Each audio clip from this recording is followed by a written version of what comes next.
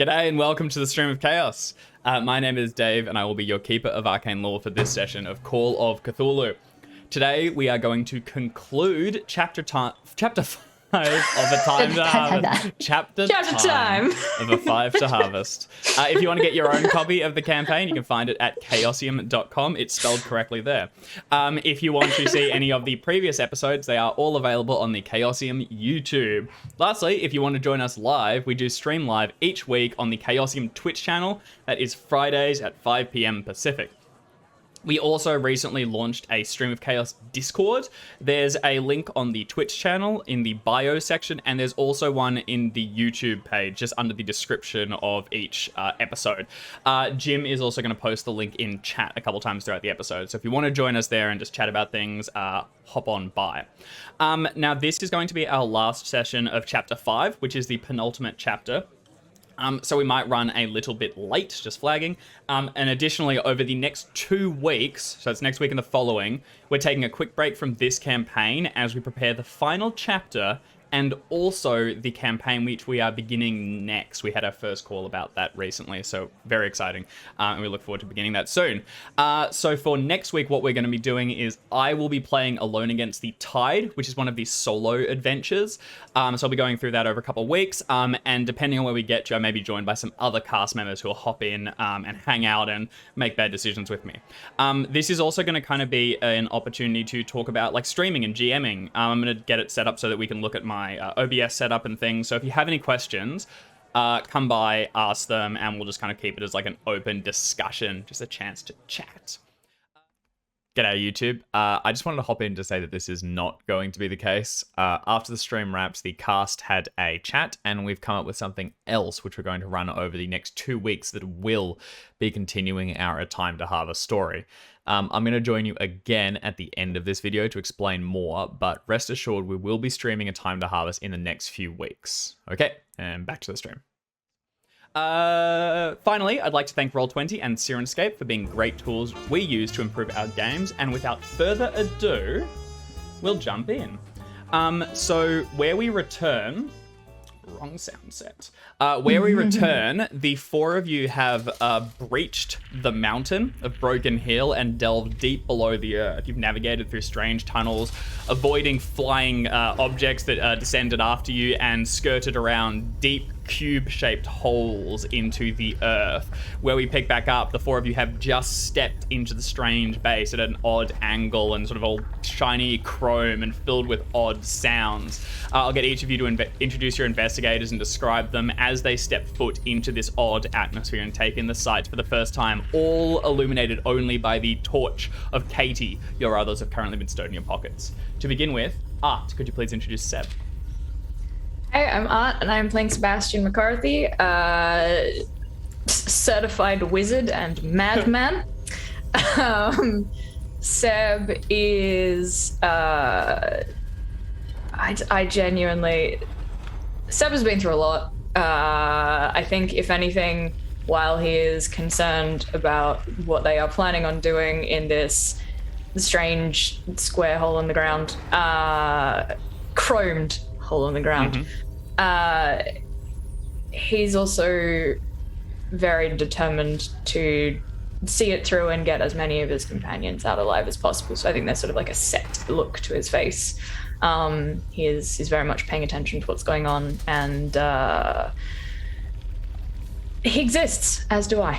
This is good. Have you like drawn that strange electric gun, one of the weapons you harvested from these same creatures, and are you like going down, like scanning corridors, ready to act, or is this still exploratory for the time being? I think currently he is using his makeshift cane. More that's more his point of reference and point of comfort is just like gripping onto the pommel of this, and he's definitely wary of everything, but he hasn't gone and pulled out something that if he accidentally bumps it and it goes off, he will either electrocute himself or the people in front of him, because he's all right with the boom boom stick, but he's not great at it. He's still so let's not accidentally make someone unconscious in the middle of a very dangerous fucking situation. A very sensible decision made by one who has experienced some half dozen bouts of madness so far throughout the night. Well, let's look forward to a few more. Next, Jackson, can you please introduce Chaz? Yeah, I'm Jackson. I'm playing Chaz Dedrick, who's here to have a good time. Smash some monsters, smash some machines, smash some alien machines. It's the end of the world. It's gonna be good. Yeah, he lives in the moment, and the moment right now is requiring all of his attention. So he's doing a really good job of just being present, which is all anyone can ask for. He's here. He's looking out. Have you drawn your own weapons? Are you ready to blast first question later? Absolutely. Or is this, well, go ahead. Yeah, I mean, he's all kitted out, I believe. Yeah. Is now a good time to figure out what exactly he has before we get into any arguments later? I think at a gimme, you've got the shotgun and the rifle, pistol and cudgel, and as well as an explosive slung. You've got the full explosive still. The questionable one has been deployed. You've got the primed one still with you. The grenade? No. These are the larger explosives bombs. That Dr. Matheson of course. and Larry were Gotcha. on. Excellent. What's the status on grenades? No grenades, unfortunately. Fresh out. Flares? Found a couple? Enough, yep. All right, good-o. Yes. And you got bits of rope, a torch, things like that. Yes, so he is decked out underneath his long armored coat. Decked to the nines, ready to tango. Fantastic. Okay. All right. So that's Chaz. James, could you please introduce Katie? Absolutely. I am playing Katie Wilkes, the bookworm with a flair for all things criminal. Ever since the first scenario of this campaign, when Katie sleepwalked off into the woods and knew that something creepy and weird was happening in these hills, she has been leading up to this moment. Now, as she enters the base, she is focused. She is fixated. She has all her gear. She has her torch in hand. She has a determined set to her brow, and she's just got the hiccups. And they're not going away. And as she goes in, she's ready. She's here, and she's ready. God damn it. Perfect. I guess hiccups aside, if you're able to, if you're fine, Jazz needs to hold you upside down and feed you water, and Vigo come around the corner. Excuse me, am I interrupting something? Katie, how are you prioritizing stealth versus, I guess, speed? You're one of the quieter members of the group. Are you considering risking going off alone, or are you just planning to stick with the team above all else? I think that at this stage, Katie is probably so invested in wanting to get in and find the truth that she thinks stealth will ultimately be untenable. Mm-hmm. We're going to need to act here. We're going to need to finish this place off. We're liable to run into something. That, coupled with the fact that the rest of the party members aren't so stealthy, and Katie is in the best place kind of health v sanity-wise to remain with the team, going off on her own probably isn't a big option. Okay, all right. So sticking with the group, we'll see how long that lasts. Lastly, Alex, can you please introduce Joe? Hi, I'm Alex. I'm playing Josephine Johnson, or Joe, just Joe, who has had a very bad, no good time, but is taking it all in her long stride by deploying as many explosives as she possibly can. She is still bent on revenge. She achieved some measure of revenge at a cost fairly recently, and at this point is probably powering through almost entirely on painkillers, booze, and rage. So This is going to go super well for her and everybody within the blast radius, I expect. Fantastic. As you said, you've been having a drink or two. Now, Chaz is fairly slosh, but Chaz you've been keeping yours balanced. Yeah. You're just maintaining the buzz for the time being. Mm-hmm. Okay. All right. Tracy, you've still got one of the larger working explosives, which you can deploy later. There's also an explosive carried by Katie and another dud one carried. Oh no, sorry, that's all of them. And I also have fuse and some dynamite left over. I haven't finished deploying that yet. I've put some of it. I've put half of it aside at the entrance to where we are heading into the Migo base, but I've still got a couple, and that's with the fuse, and then I've got some loose ones as well. Just for chucking. If I feel a burning urge so, to yeah. 4 of them. I preserve 4 of them if I feel a burning urge to yeet. Which I'm sure you will. Okay, perfect. Let's go back in. Last thing I'll flag is make sure everyone does their luck rolls for the session. You might want/need those. Everyone but Art, who gets 10 points for already doing it. Well, Art doesn't. Art gets 2 points for already doing it. Okay, so... I'll take the 10 points if you're giving it. No. So, equipment in hand, You have too you all much luck. step forward into this strange, asymmetrical space. From here on out, the walls become uncomfortably uniform. They're almost perfect, and where they meet, there's no weld seams or anything, as if they've just been sort of shifted and fused together. They take quick branching turns frequently, but they're always at least about 10 feet by 10 feet. It's several meters wide and tall, equal in both directions, and you get the impression so that things can fly through them at speed. As you've also paused briefly, checking over your equipment, Joe finishes planting the explosives. You take a few steps forward and continue around. You can hear pulsing, and as with fluid or something being pumped along the inside of the walls around. And from further in, you can hear what sounds like churning. It's less mechanical, like cogs, so much as just humming or something technical vibrating on a very physical and intense level, as if something powering this whole thing. And finally, occasionally you can pick up, just on the edge of your hearing, the rapid rush of water. That same underground river you saw some time ago where it exited the mountain seems to flow underneath here. And as you walk along, you'll occasionally see grates in the ground. Fancy sci-fi grates, but grates nonetheless, where the water rushes underneath it, carrying it away out of the mountain.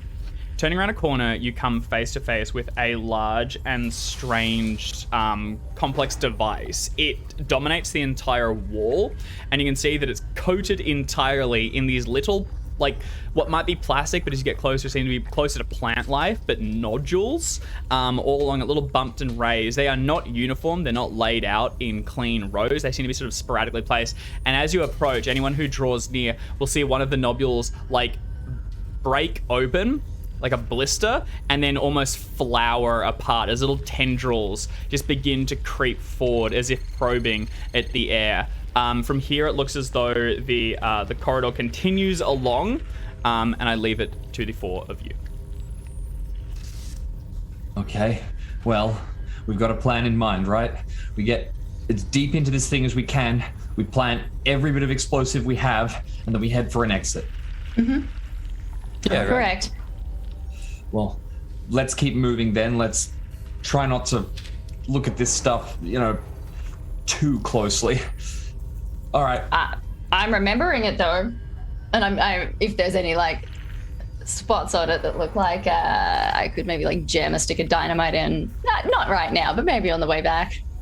Yeah, you'd be able Maybe to while running for our lives. Yeah. Last flag, sorry. This appears to be, you've got that half map that Trent drew. This appears to be the thing that was marked with the question mark on the map, that first sort of incident, just flagging. Okay. Good to know. Yeah. I mean, I think we feel the same. We're going to put a question mark over there. What? yeah. I mean, can I have this looks vaguely medical.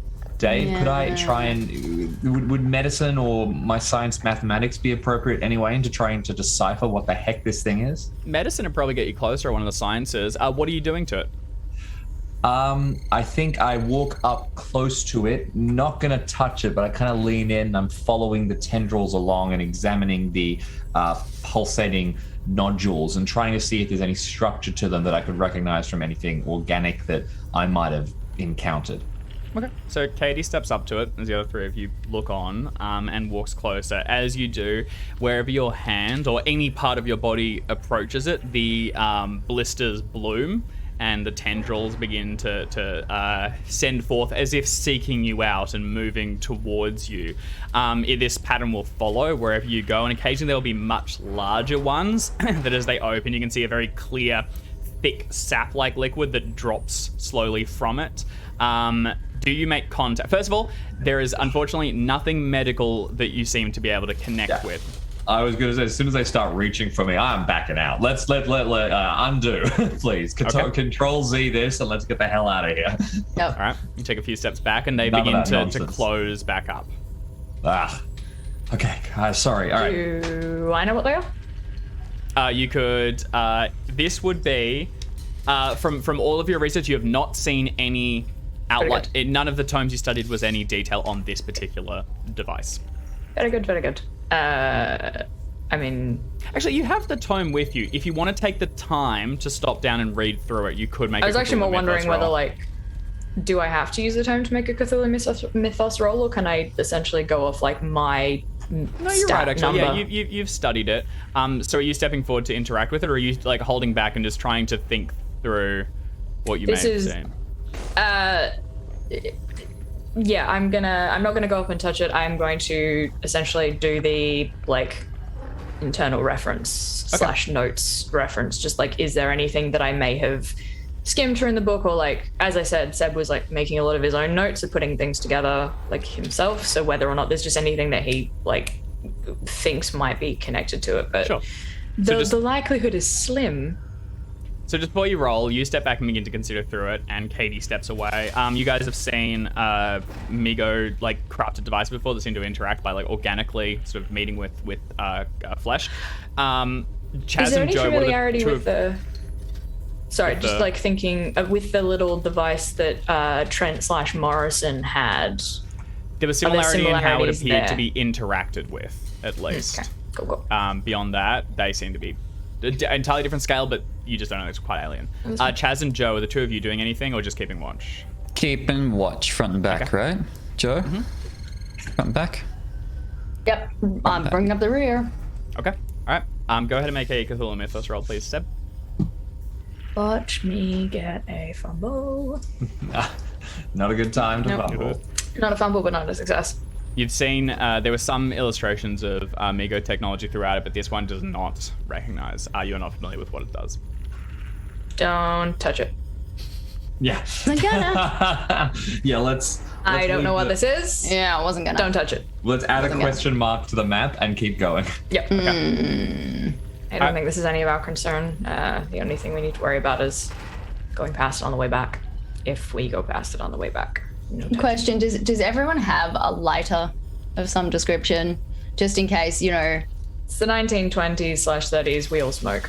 Yes, exactly. It's not official. Like we all do. It would be a thing. If everything goes to shit, if somebody could run back this way and light some of those fuses, Good You'd all call. have little books. that's of my waterproof matches or plan. something. Yeah, that's my plan. But you know, Okay, grand. That's a good plan. if I'm not able to, So Can do. from here, the four of you re-pick up your equipment and begin to creep forward, going around the corners. Every angle you get to, you'll stop and look around or listen to see if you can hear any of that humming. But so far, it's been relatively quiet ever since that last one flew past. You will pass two more of those large, strange squares driven down into the ground, those holes, which you can again easily skirt around. But you just notice that they seem to be around the place in different areas.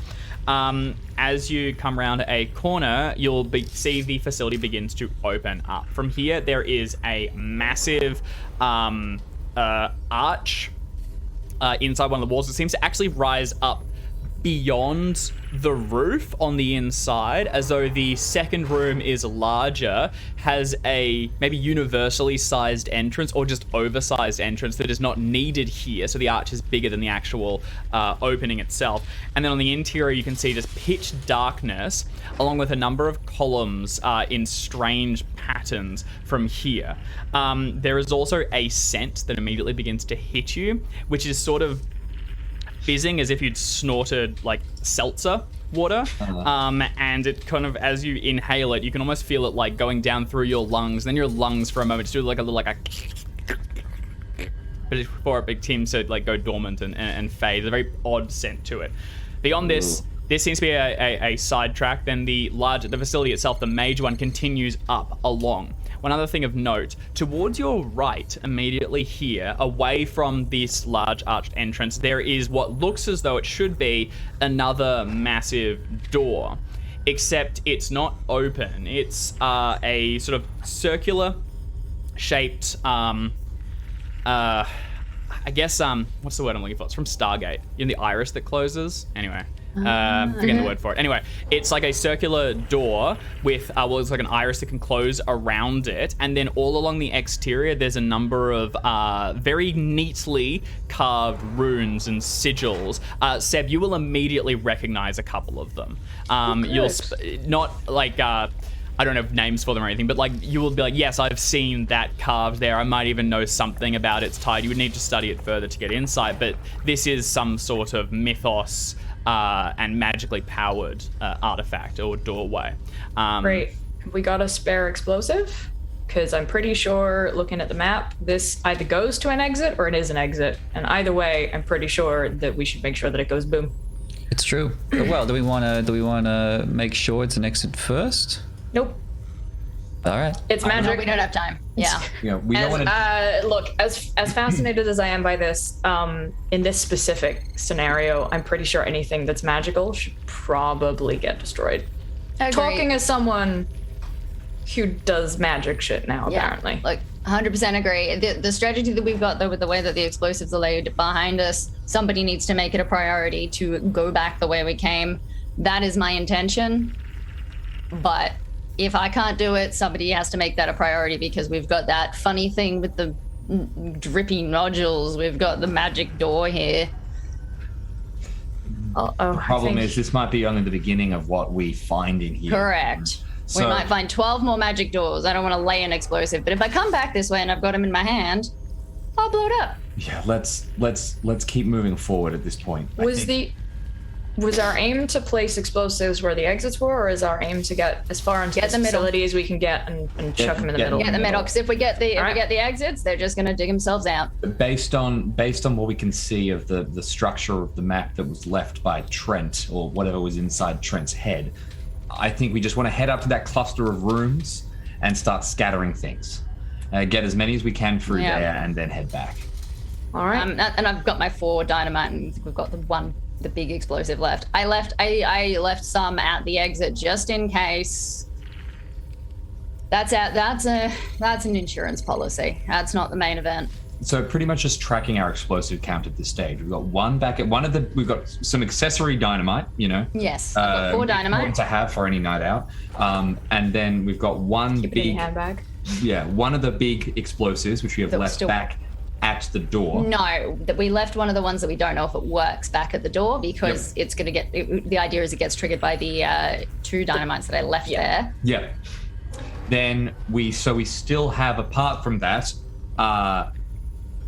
4, right? We still have 4. I have 4 standard dynamite, explosives, right? and we still We've have. got 4 explosives. We've got 4 one that we're not explosives. sure if it works, and 3 that do. The other thing is that the fuse to light everything Yep. is at the entranceway. Like, if we can leg it and get there, then we can set off a chain reaction. To That's make the everything go quick. insurance policy. Yeah. That's the hopefully we can get out, or at least somebody can get out.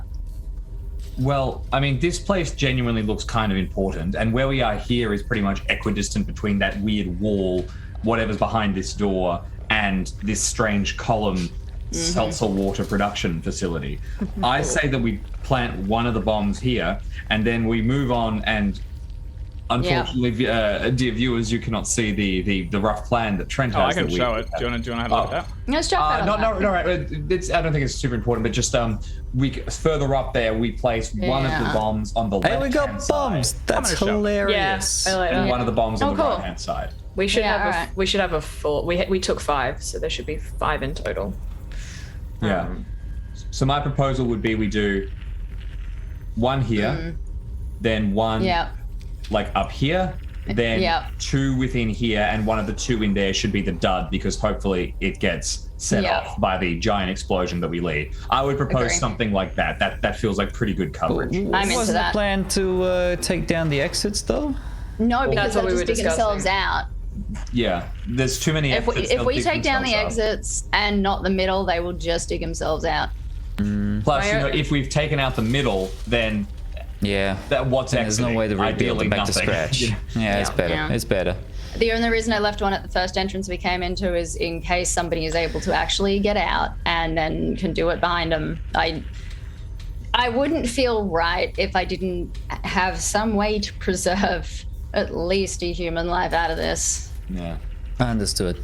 I agree. So the It's a good idea call. is we plant those bombs where we said we're going to plant them, and then we leg it back to the entrance, and we If we light the can. fuse, and we light the fuse from there. If we can. Yeah. If we can't, we light it and we scamper to whatever exit we can get to, if we can.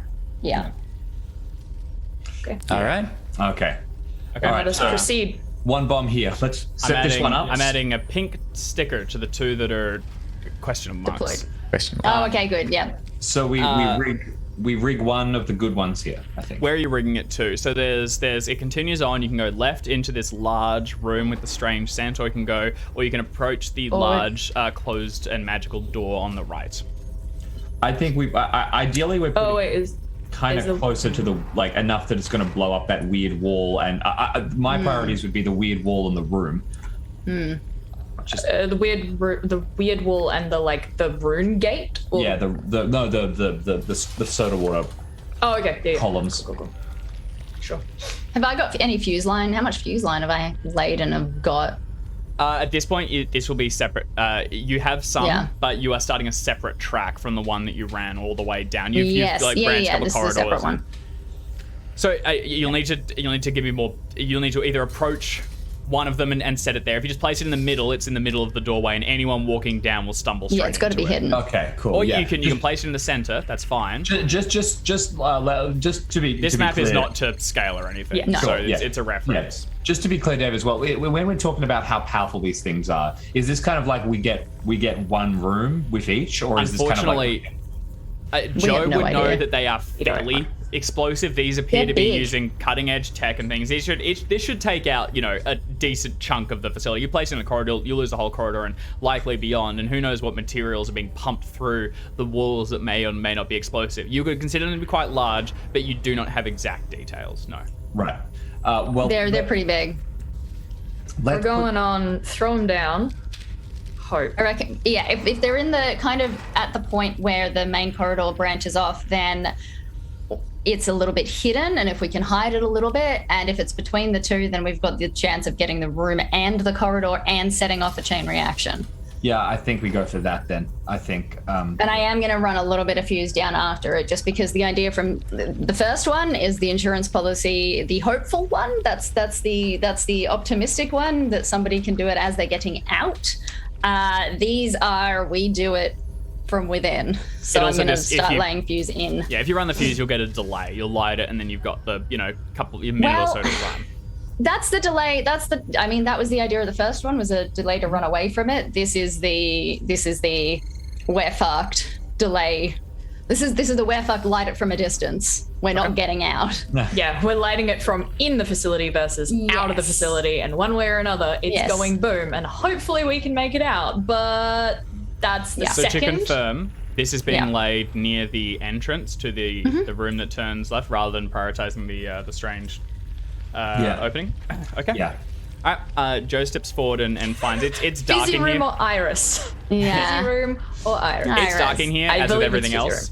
And Joe sort of gets one of the torches in her mouth to finish, making the final connections and wind the fuse together. The rest stand around looking in at all angles and trying to make sure you can't be flanked. The deeper you get in, the more offshoots and branching corridors there are, and the more points of attack there seem to be. But it's almost quiet.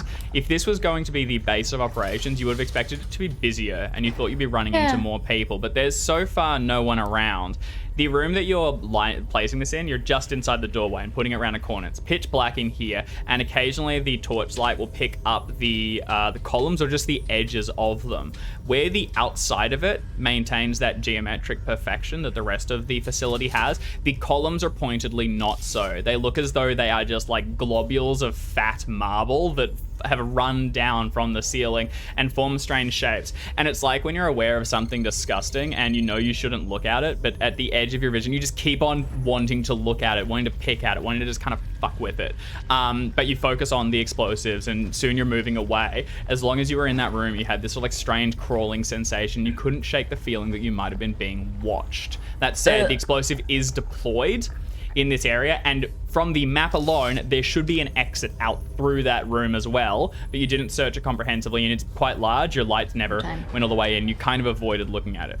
Heading back in, and as you move to continue on, that large closed iris, you will see a number of the runes around the outside.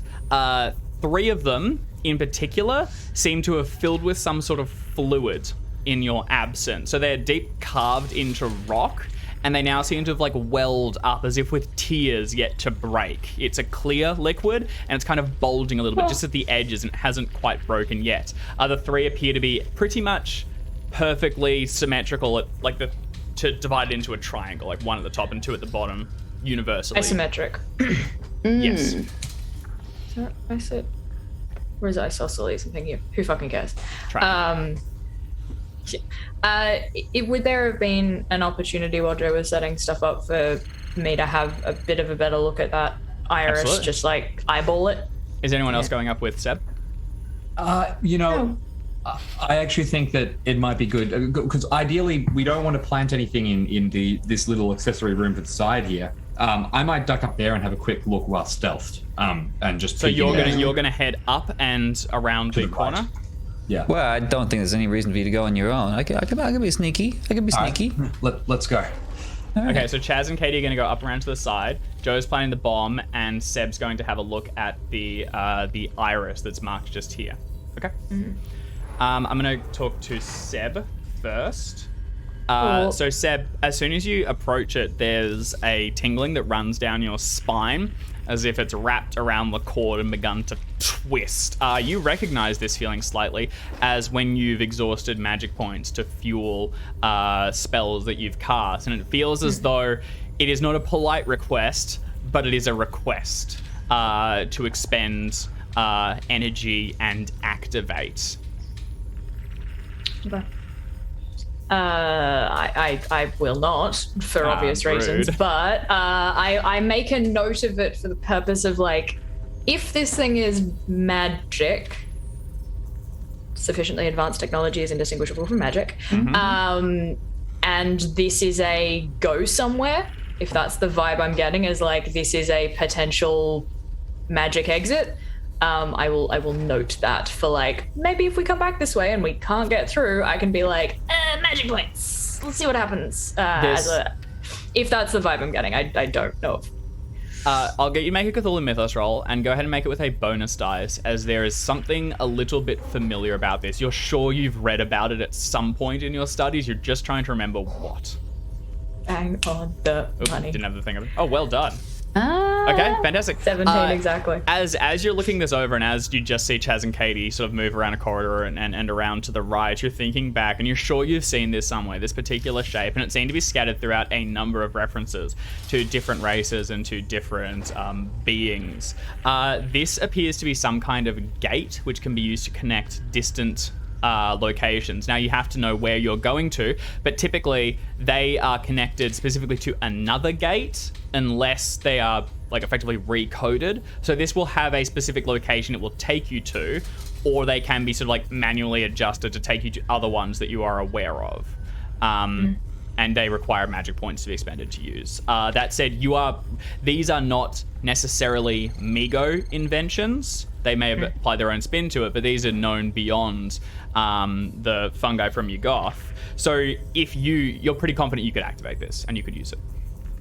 Cool. I'm assuming I have no way of knowing where it goes. You could risk spending some time and studying it at the outset. No, it would take time, and it would probably require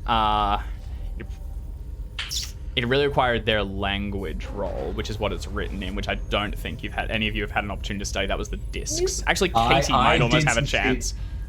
I did succeed a mathematics check on the discs. I don't think that I got time to properly eke that out. And I don't think now is the time to complete that thread. Anyway, though, you have had a look at it at least. That's the language it's written in, so maybe there's a fraction of a chance. Cool. It appears that this one appears to be set to a specific location, though. So we leave you there for a moment, and I'm going to pick up Chaz and Katie as you head up quietly and around a corner. As you get further along, it looks as though it continues further into the main facility, and you'll pass over yet another of these massive, this one's a larger one, sorry, but it is a grate in the ground that leads down to the river underneath. And for a moment as you're walking along, all you can hear is the rushing river. And very briefly, as your torch catches it, you think you'll see something go like inside the river, go flooding past, drawn underneath you and presumably outside of the mountain. It's just a flash of a shape. Didn't really appear to be moving. It looks as though something almost just dropped into it. Also, these grates are placed not really to support something walking. They're almost like cattle grates, which is a slightly uncomfortable connection to make, but the Mego would presumably fly straight across them, whereas you as people will need to like carefully pick your way along to make sure you don't slip and fall through. Towards the right, there is a sealed door. Their doors are basically, it's actually quite hard to tell the difference between wall, except they don't appear to be intended to be hidden, they just are, because it, like the corridor turns, then it just, there is a flat wall, and it's clear that it's supposed to open because there is a seam inside the halfway point of it. Towards one of the corners, you will find one of these sort of like blistered nodules that on approach will open.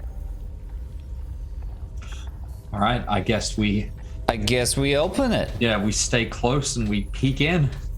Is one of you going towards the blister to interact with it? Oh. That's the deal, right? They open the things. There is a strange no blistered idea. thing on the side of the Hey, wall. do you dare me to touch the blister? No, don't. I'll do it. I'll do it. Okay? No, you don't need to do it. What if it grabs you? What if it grabs you? Sucking your muscles out. I got plenty of muscles to spare. Oh, okay, fine. You do it. All right. And this is how it's done. I take the What blister. are you touching it with? That's a good question. Haven't you got like your baton thing, like your comb? Yeah, I'll give it a poke with my cudgel. Okay, you like reach out. It does open as you approach, and these like little white tendrils begin to draw forth. There's a strange, very almost intangible scent in the air, and as you jab it with the cudgel, there's no reaction, and the tendrils don't seem to be touching it at all. It seems to be ignored. Well, guess it wants some warm flesh or something. No. No, please don't We're get not yourself there. killed before we are even halfway We're into this not facility. there. I know, this is art talking. This is not, Yeah. do whatever the fuck you want, but like, come on. We've still got 3 explosives to pop. You just reminded him that As he's your got finger- explosives. As your finger goes closer, Yeah, it's the fine. blister opens once more and the tendrils come forth. As soon as your hand comes near, they Look who's impact pissed. with it, and you can feel like a faint, as if a static shock, and the door slides open. You immediately go to withdraw your finger, That's how and it's in that done, baby. brief fraction of a second that you interacted with it, the tendrils appear as if they are slightly melting your skin or like beginning to graft with it. And as you pull them back, they connect with it, and then there's and when you withdraw it, you've got a little like a long white, like a piece of thread kind of connected to it, kind of uncomfortably. It's not coming off. You need to rip it off. It's as if it's like, yeah, it's like it's grafted with your skin slightly. You need to. Oh. It doesn't look like it'll hurt to come off. It's a very small piece. It's just like a Get rid of it. strange byproduct. So I can pull it off? Yep. Do you want to just wrench it? Well, yeah. Yep. So it's right. withdrawn from the blister. It's like a thread or something that's been stuck. So you just wind your hand around and pop it off, and it just withdraws, and there's a little tiny prick of blood. The door remains open. Oh. Well, that's fine. The door's open. Hope we don't have to do that every time. Yeah. Yeah. Okay. Come on. Let's go in. Let's make it quick. Okay.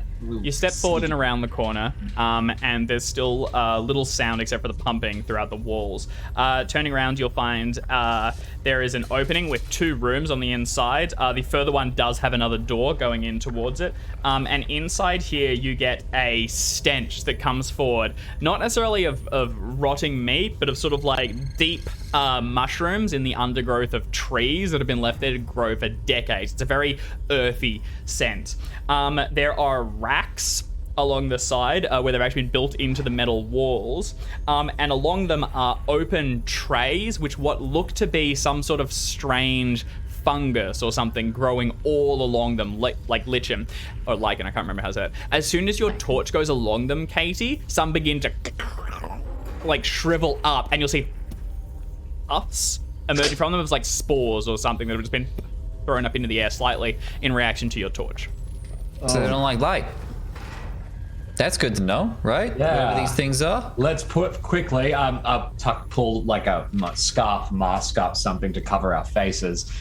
And then start to, keep going in, keep exploring, keep moving through, being real liberal with the torch. Just big swaths of... Just paint them. No, Yeah. Okay. don't leave any spots, you know. I hate it when the painters leave little spots. Get it all at once. Yeah, exactly. Right? Shh. You go through and you can open the second door by the same thing. Again, it grass light, and you can just pull it off. It just seems to be like it begins to like meld with your flesh as the second door opens, and the other room contains more of the same. Katie, as you are liberally moving to destroy whatever this fungus is, more and more spores are thrown up into the air, and I want both of you to make constitution rolls. Yeah, that's fair. Do we get a Katie bonus did for having... say that we're covering our Yes, faces. you are covering your faces. You are also liberally, as It's to the true. point, burning the shit out of these things. So no It's true. bonus dice. You're back to the beginning. All right. Oh, bang on for me. Okay, that's a success. Worth 30 points of luck. I feel like this is good. I'm on 4 hit points. It's I'm gonna give you 3 points of luck. Yeah, also do Okay. remember your magic, the magic toughened skin shit Yeah, you only do works have if you get punched in the Oh, face. Yeah, not Yeah. breathing in poison. Doesn't help you with anything else, so if you lose your hit points another way, sorry. 3 points. It's not a super deep room. It only goes through these two, and by the time you get there, you realize the second room just contains more of the same. Katie shines a light through, burns a few more of them, and then recoils backwards, having basically held her breath throughout the duration. Chaz, you're about to exit the whole facility when you get like a faint intake, and immediately and violently exhume your stomach onto the wall as you vomit forth. Fortunately, though, ridding yourself of the poison, but also your breakfast, lunch, and dinner. That was ages ago. It's like the morning after. It's pretty intense poison. That's fine, but out and then. You're okay. Okay. Well, at least we got rid of all of that.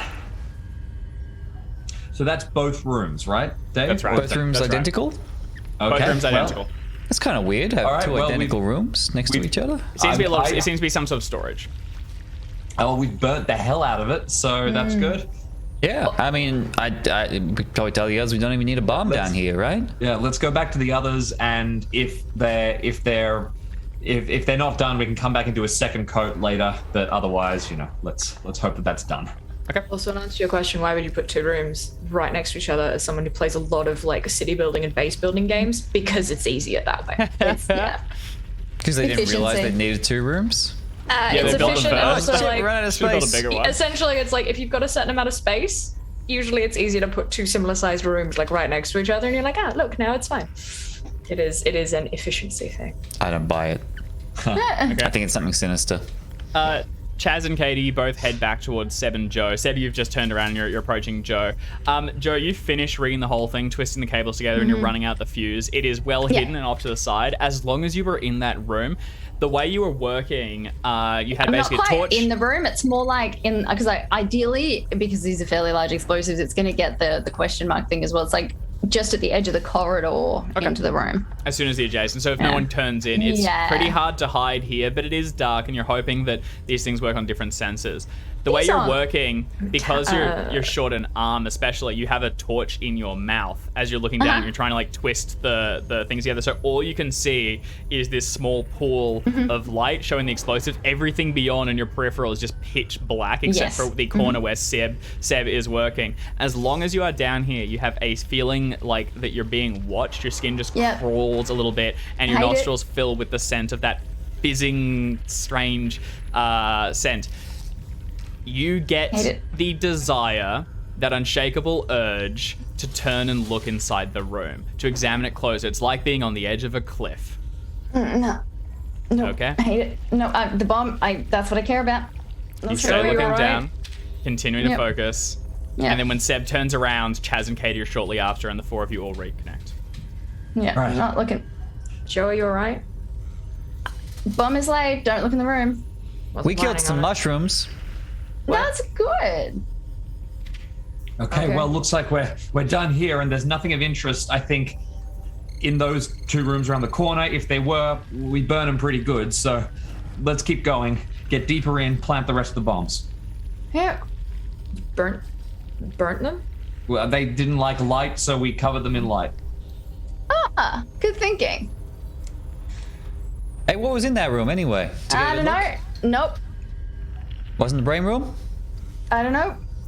You don't know? It felt weird. It felt skeevy on my skin, and I had to lay the bomb. And if there's something in there that's gonna make me go woo, I don't want to do that with a bomb in my hand. I respect that. So I did not look. There may be another way out of here if we need it. Oh, That's good news. Iris thingy, it's a gate. I'm not entirely sure where it goes. I can't Oh, read yeah, the language, but I opened one. I opened one of the doors. what? Yeah, the little blister things, you just touch them with your hand and it tries to eat you, but then the door opens. Great. Let's not go touching shit we don't understand. Oh, On I the off already chance did. that, yeah, this is future anything, unless we desperately need to get through Okay. a door. Like if we really, Gotcha. really need to get through one, like to escape, sure, give them our DNA. That's fine. Yeah, well, I mean, no touching things but you don't otherwise- understand. We understand the doors now, so you're welcome. Do we? I do. Doors have been mastered. Touch a thing, had a little nibble, but Do door. you understand how that technology works? Like what it is specifically that the blister is doing to can we open the keep door? moving? Can we Oh, just let's just drop this one and go? All right, fine. As you're continuing to talk and going along, you'll pass another Quietly. This Quietly. is under Yep. under breath conversation, if anything. You'll pass another grate that leads down towards the river, and then a few, 20 meters further along, another large cube which has been chewed through the ground and goes straight down, breaking through the chrome-like metal of the facility and down into the what looks to be rock and earth that's being chewed through below. As you're coming around the corner, can I please get everyone to make a listen roll? One thing I would like to point out is, actually, are these grates wide enough that we could drop through them? No, it's more that you'd fall and a leg would go through. Maybe Right. the very slenderest of you. Anyone with if anyone's got a size of like 40 or below, you might be able to shimmy through. Otherwise, they would need to be Do they shift at all? reaching down and grabbing it. Just Not like- easily. Okay. No, but if you put your back into it, they do appear to just be heavy and laid down. So yes, maybe if you and someone else Because heaved it. that's a way out. If that's the river, we're gonna have to go over a waterfall, but if we need a rapid exit, that might be a way out. You're just gonna have to hold your breath and hope for the best. Let's get Rapid thrown exit. through a Yep, subterranean Yeah, tunnel. that's but- kind of Yeah?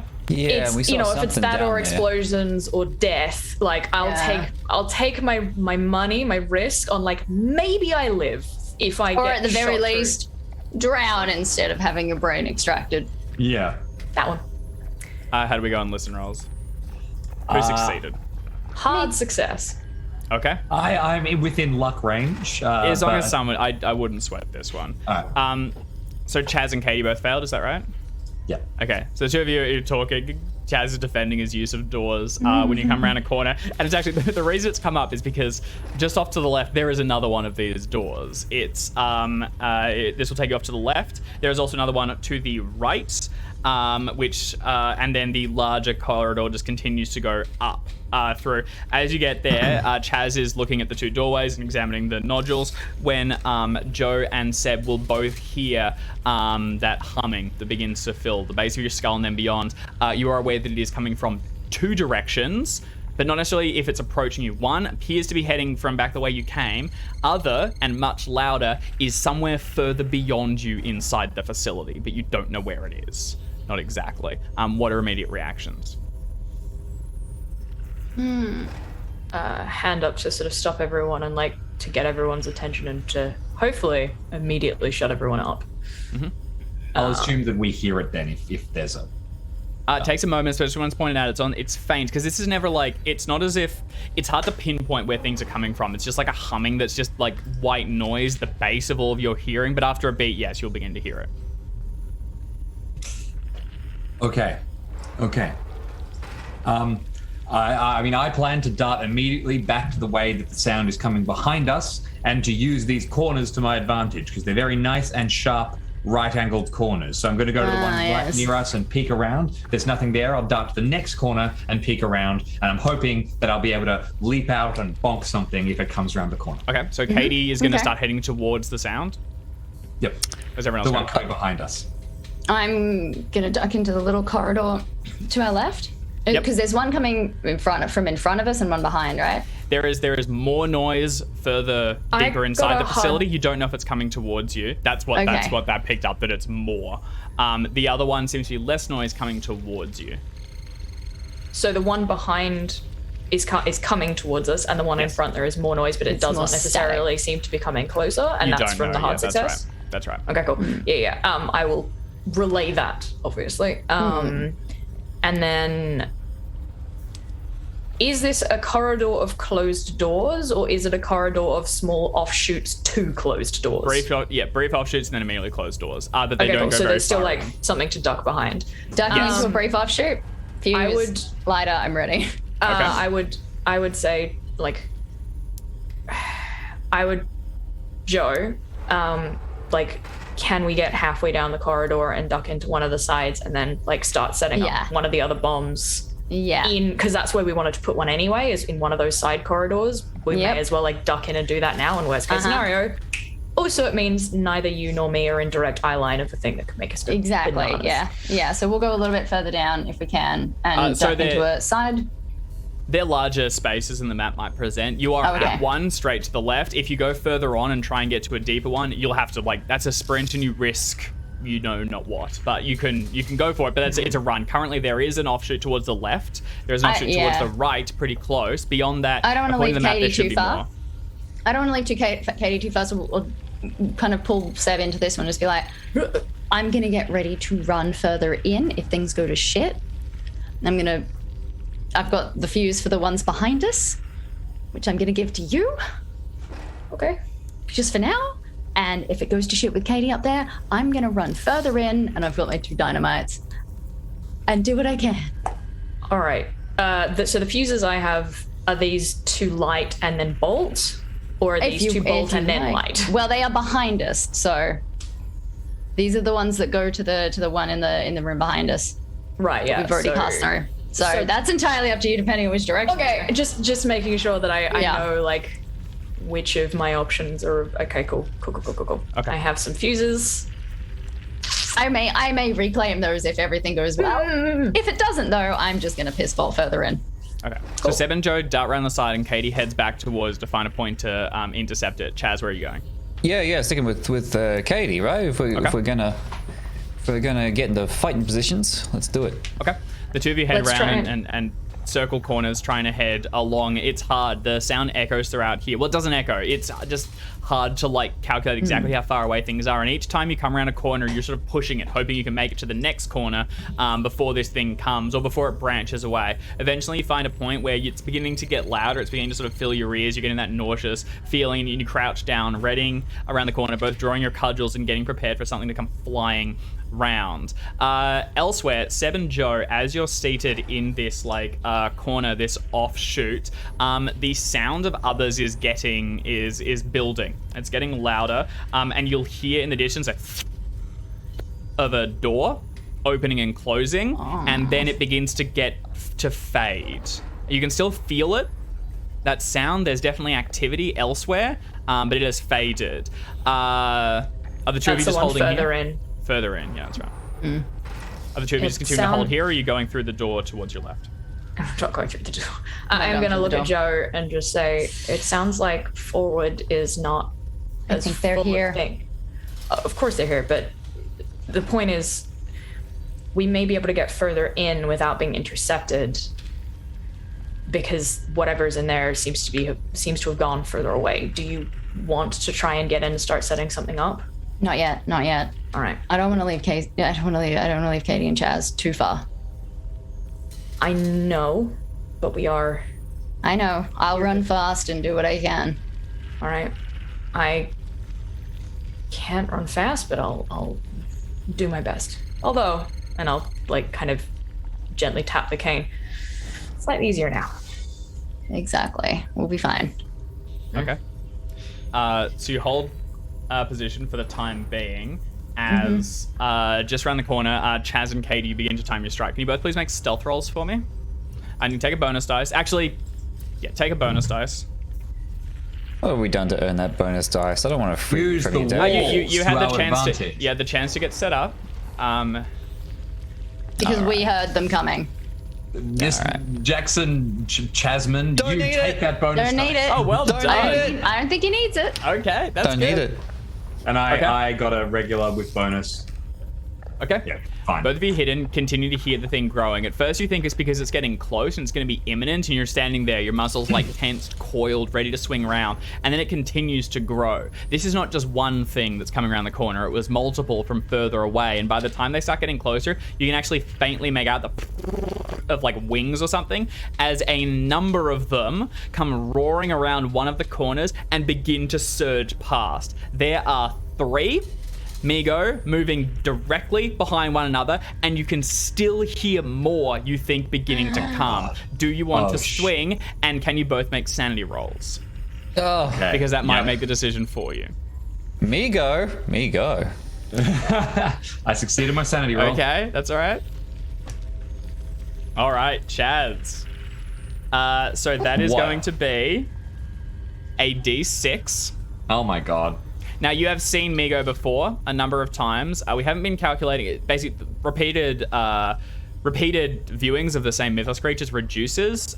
We have not been recording that exactly. So what we're going to do is you're going to roll a d6 and you're just going to reduce it by 3. Okay, so still a chance. But otherwise, you are temporarily insane, right? As Very of much last so. week, yes. Okay, all right, and this will trigger a We're bell. all in indefinitely. I insane. think all Chaz indefinitely. hit a Oh, no. 5, Okay. I think. Oh, or I maybe hit you a were- 5. I Either- actually haven't lost 8. I haven't lost a fifth. Either way, you are still. That is just that will last for the night basically, but the Yeah. following morning, once you get a chance to rest, we'll reset. So go ahead and roll a d6. If Reduce we by go 1d6 minus 3, right? That's great. Oh, Okay, come on. that's 3, and there's gonna be a bout of madness. Wait, hot sec. He's Yep. drunk as well. Does that have any impact? Yes! Which reduces. It means that sanity loss of 4 or less is reduced to 0. Ah, 4 or yes. less? Yes. I thought it was like 2 or 3. No, you said you got shit face. You pointedly made did. it scales. Yeah. However, I am going to track that 3, and should you survive, you can have it later. So that's Oh my 3 God. so When the far. alcohol wears off. Yeah.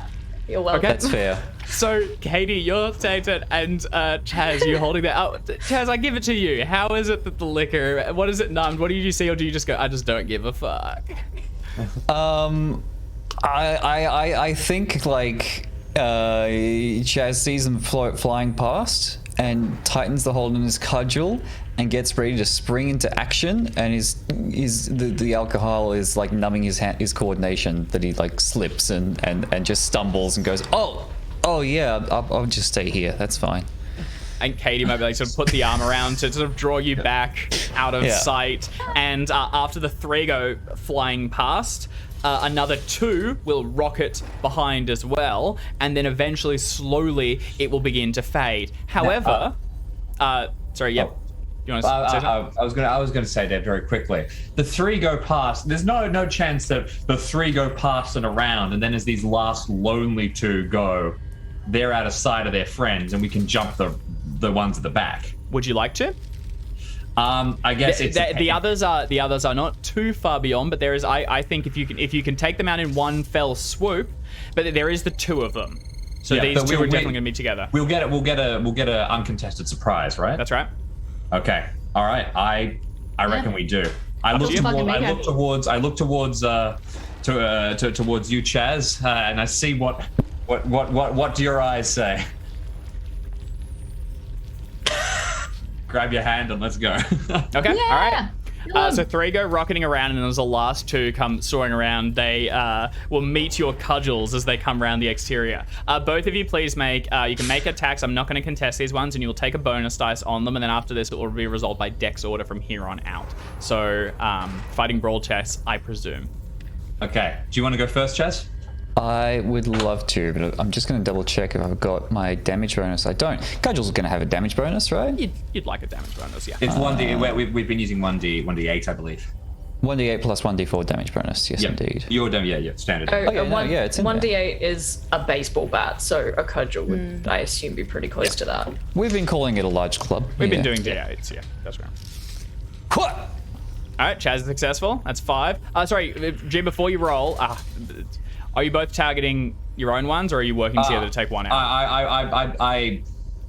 Do you want me to roll a luck check to see? No, I'm fine. Just decide, up to you, man. Okay. I'll target the same team. one. I'll target the same one as Chaz then. Easy peasy. All right. You have bonus die, Chaz, as well. Take a bonus, yeah, Oh. and to see if you get an extreme.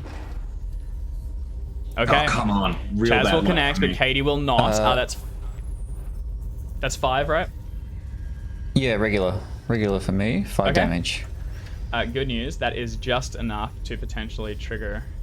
So you come round and you slam into it. The bat impacts, and you can see the things sort of crumple, and the wings are taken out from underneath it as it slams towards the ground and begins to sort of slide along. Katie takes a swing at it, but in the dark and holding your torch in the other hand, everything's kind of hard to see, and it will not impact. I'm going to make a Constitution roll.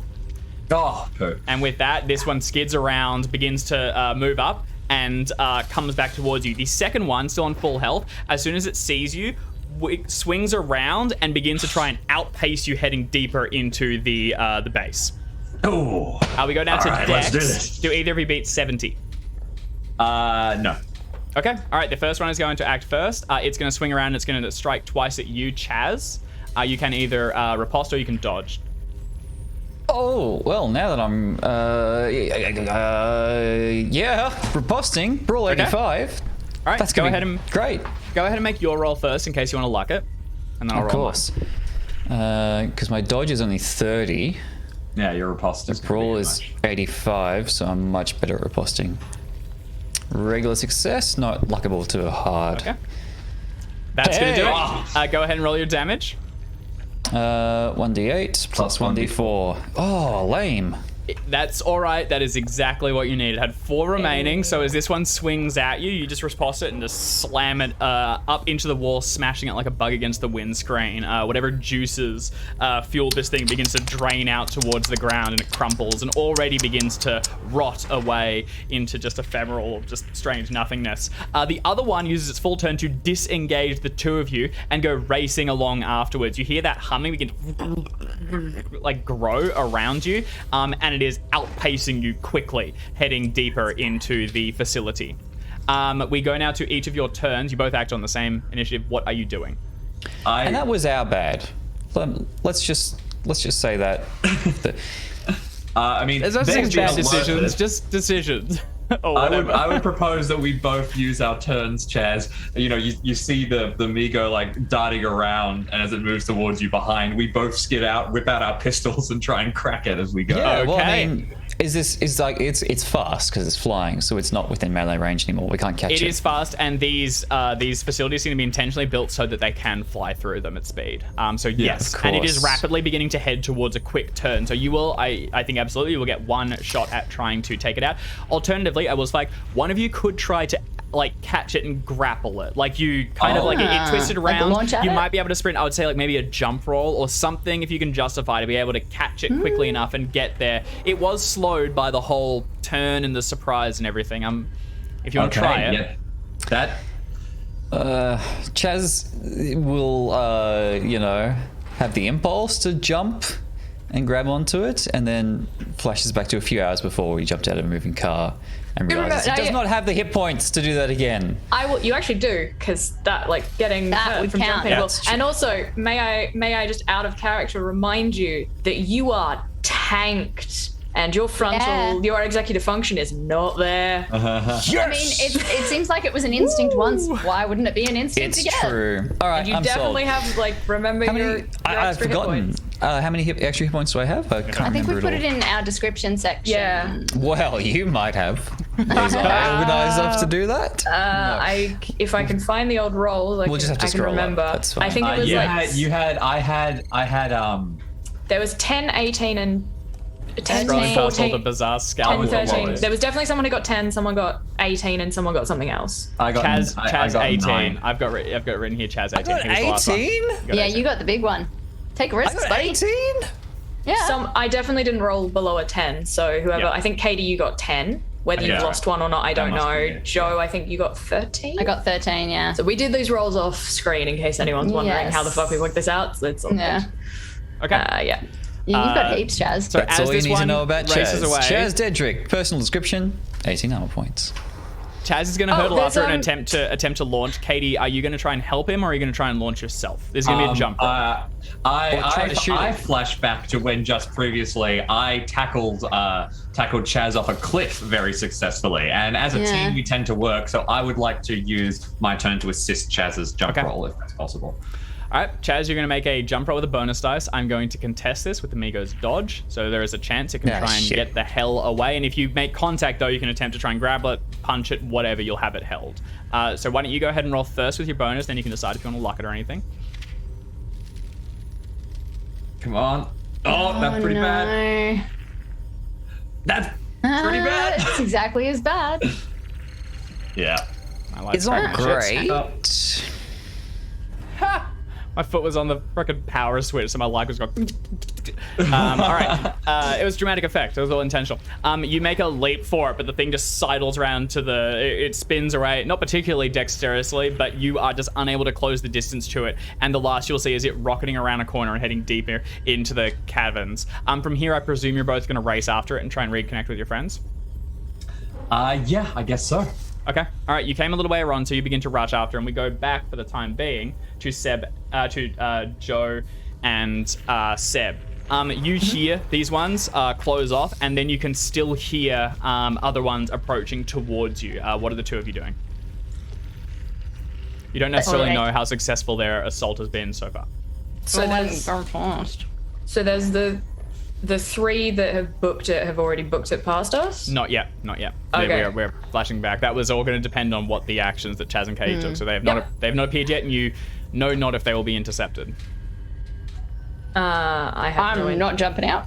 Nope, not unless there is a good reason to. We don't know, so no. This is just a unless there are screams of pain. Stay in. Yeah.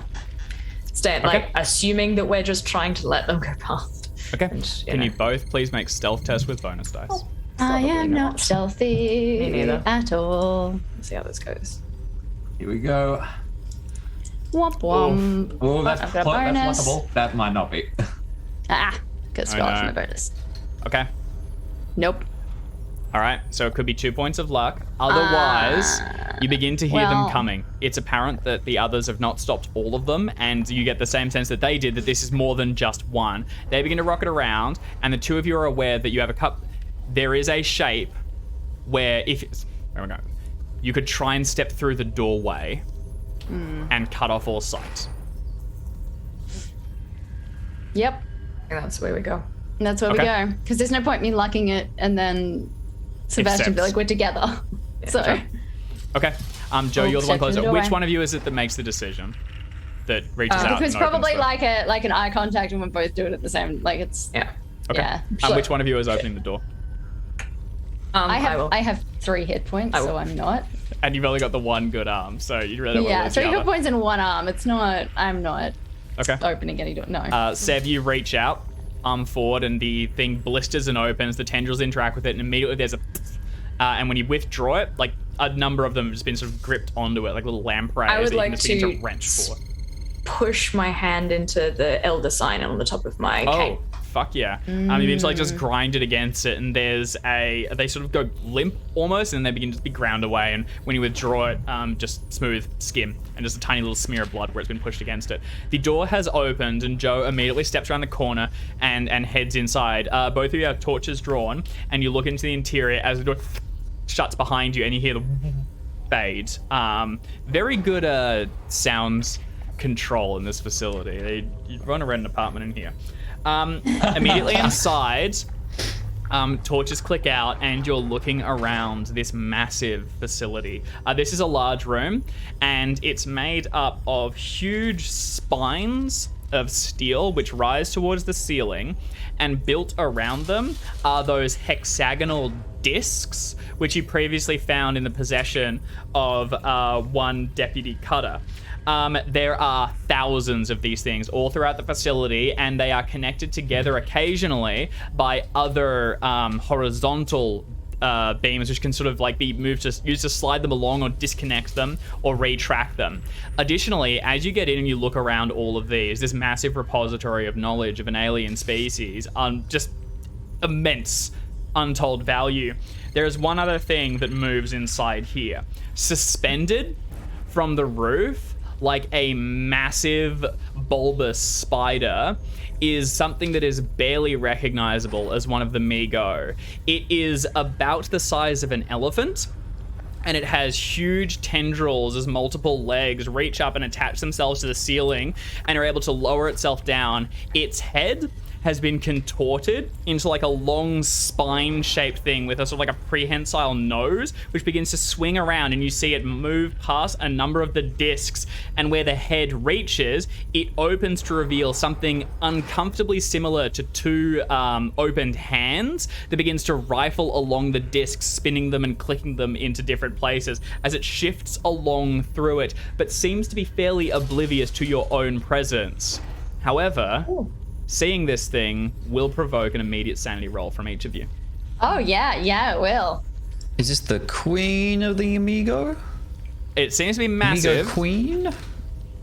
You got queens? Oh, dearie me. Okay. Let me just pop up my book, because there's a specific flavor of Mi-Go. I bet. Now, you have seen their kind before, and the Mi-Go reduction, like, you're aware of their genetic engineering, you're aware of their ability to change shapes and do nonsense. So it is going to be reduced somewhat. Let me just find... Okay. This is going to be a D6, again, reduced by 3.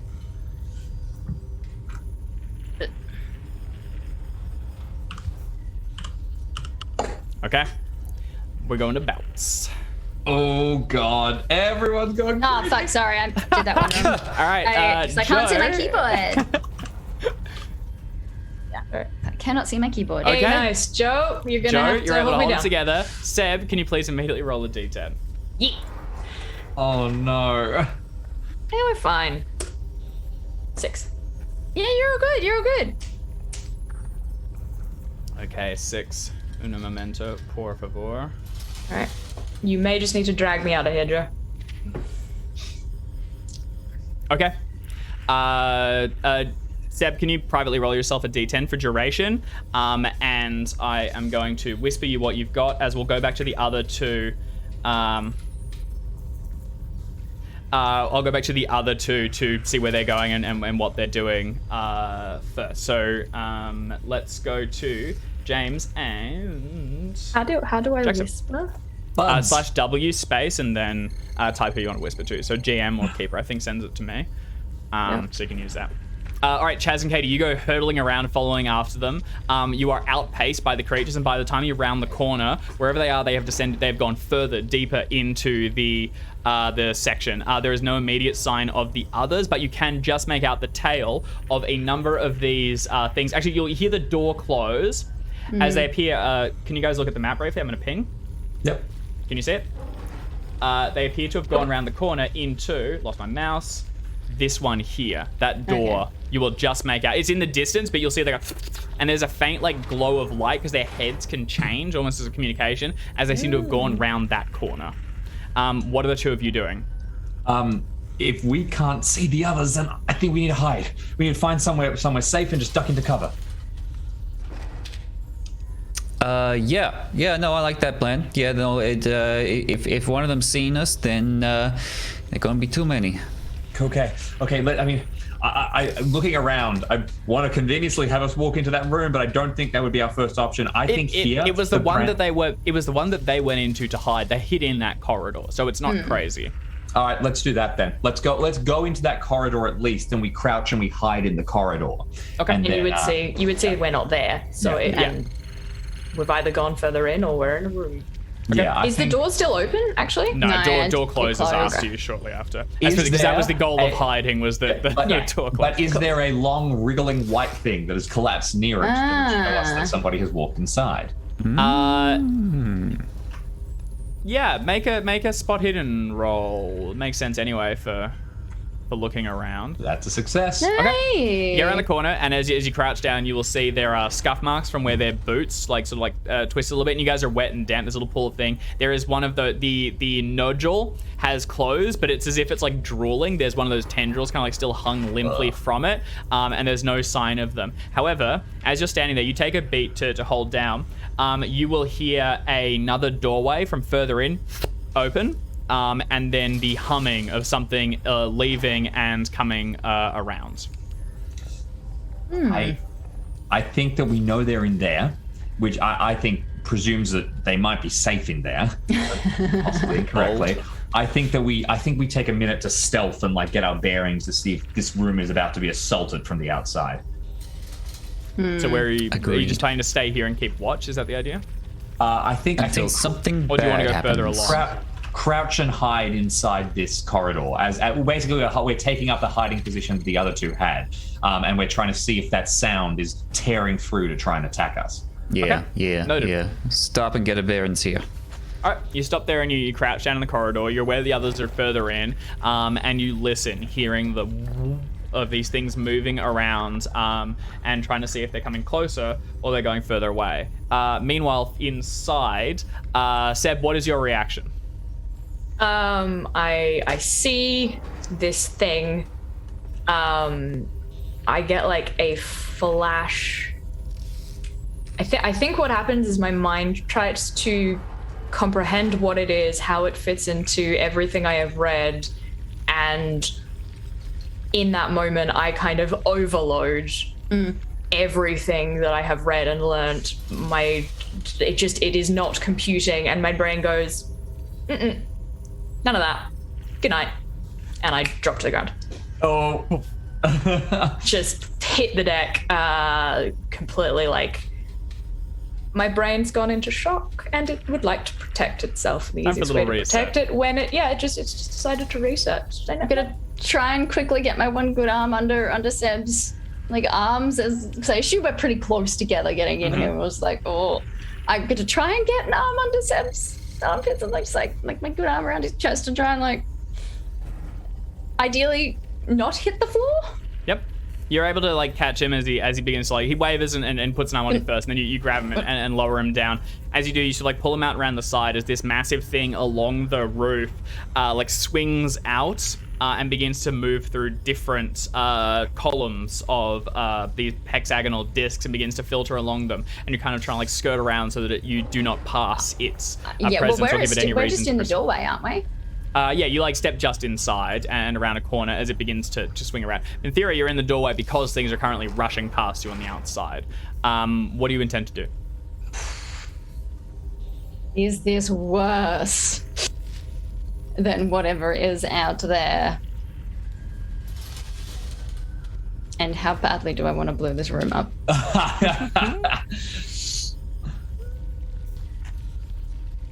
We can come back to that. I'm just gonna like back up towards the door. No. Okay, intending to head back outside. Intending to get back into the corridor because no.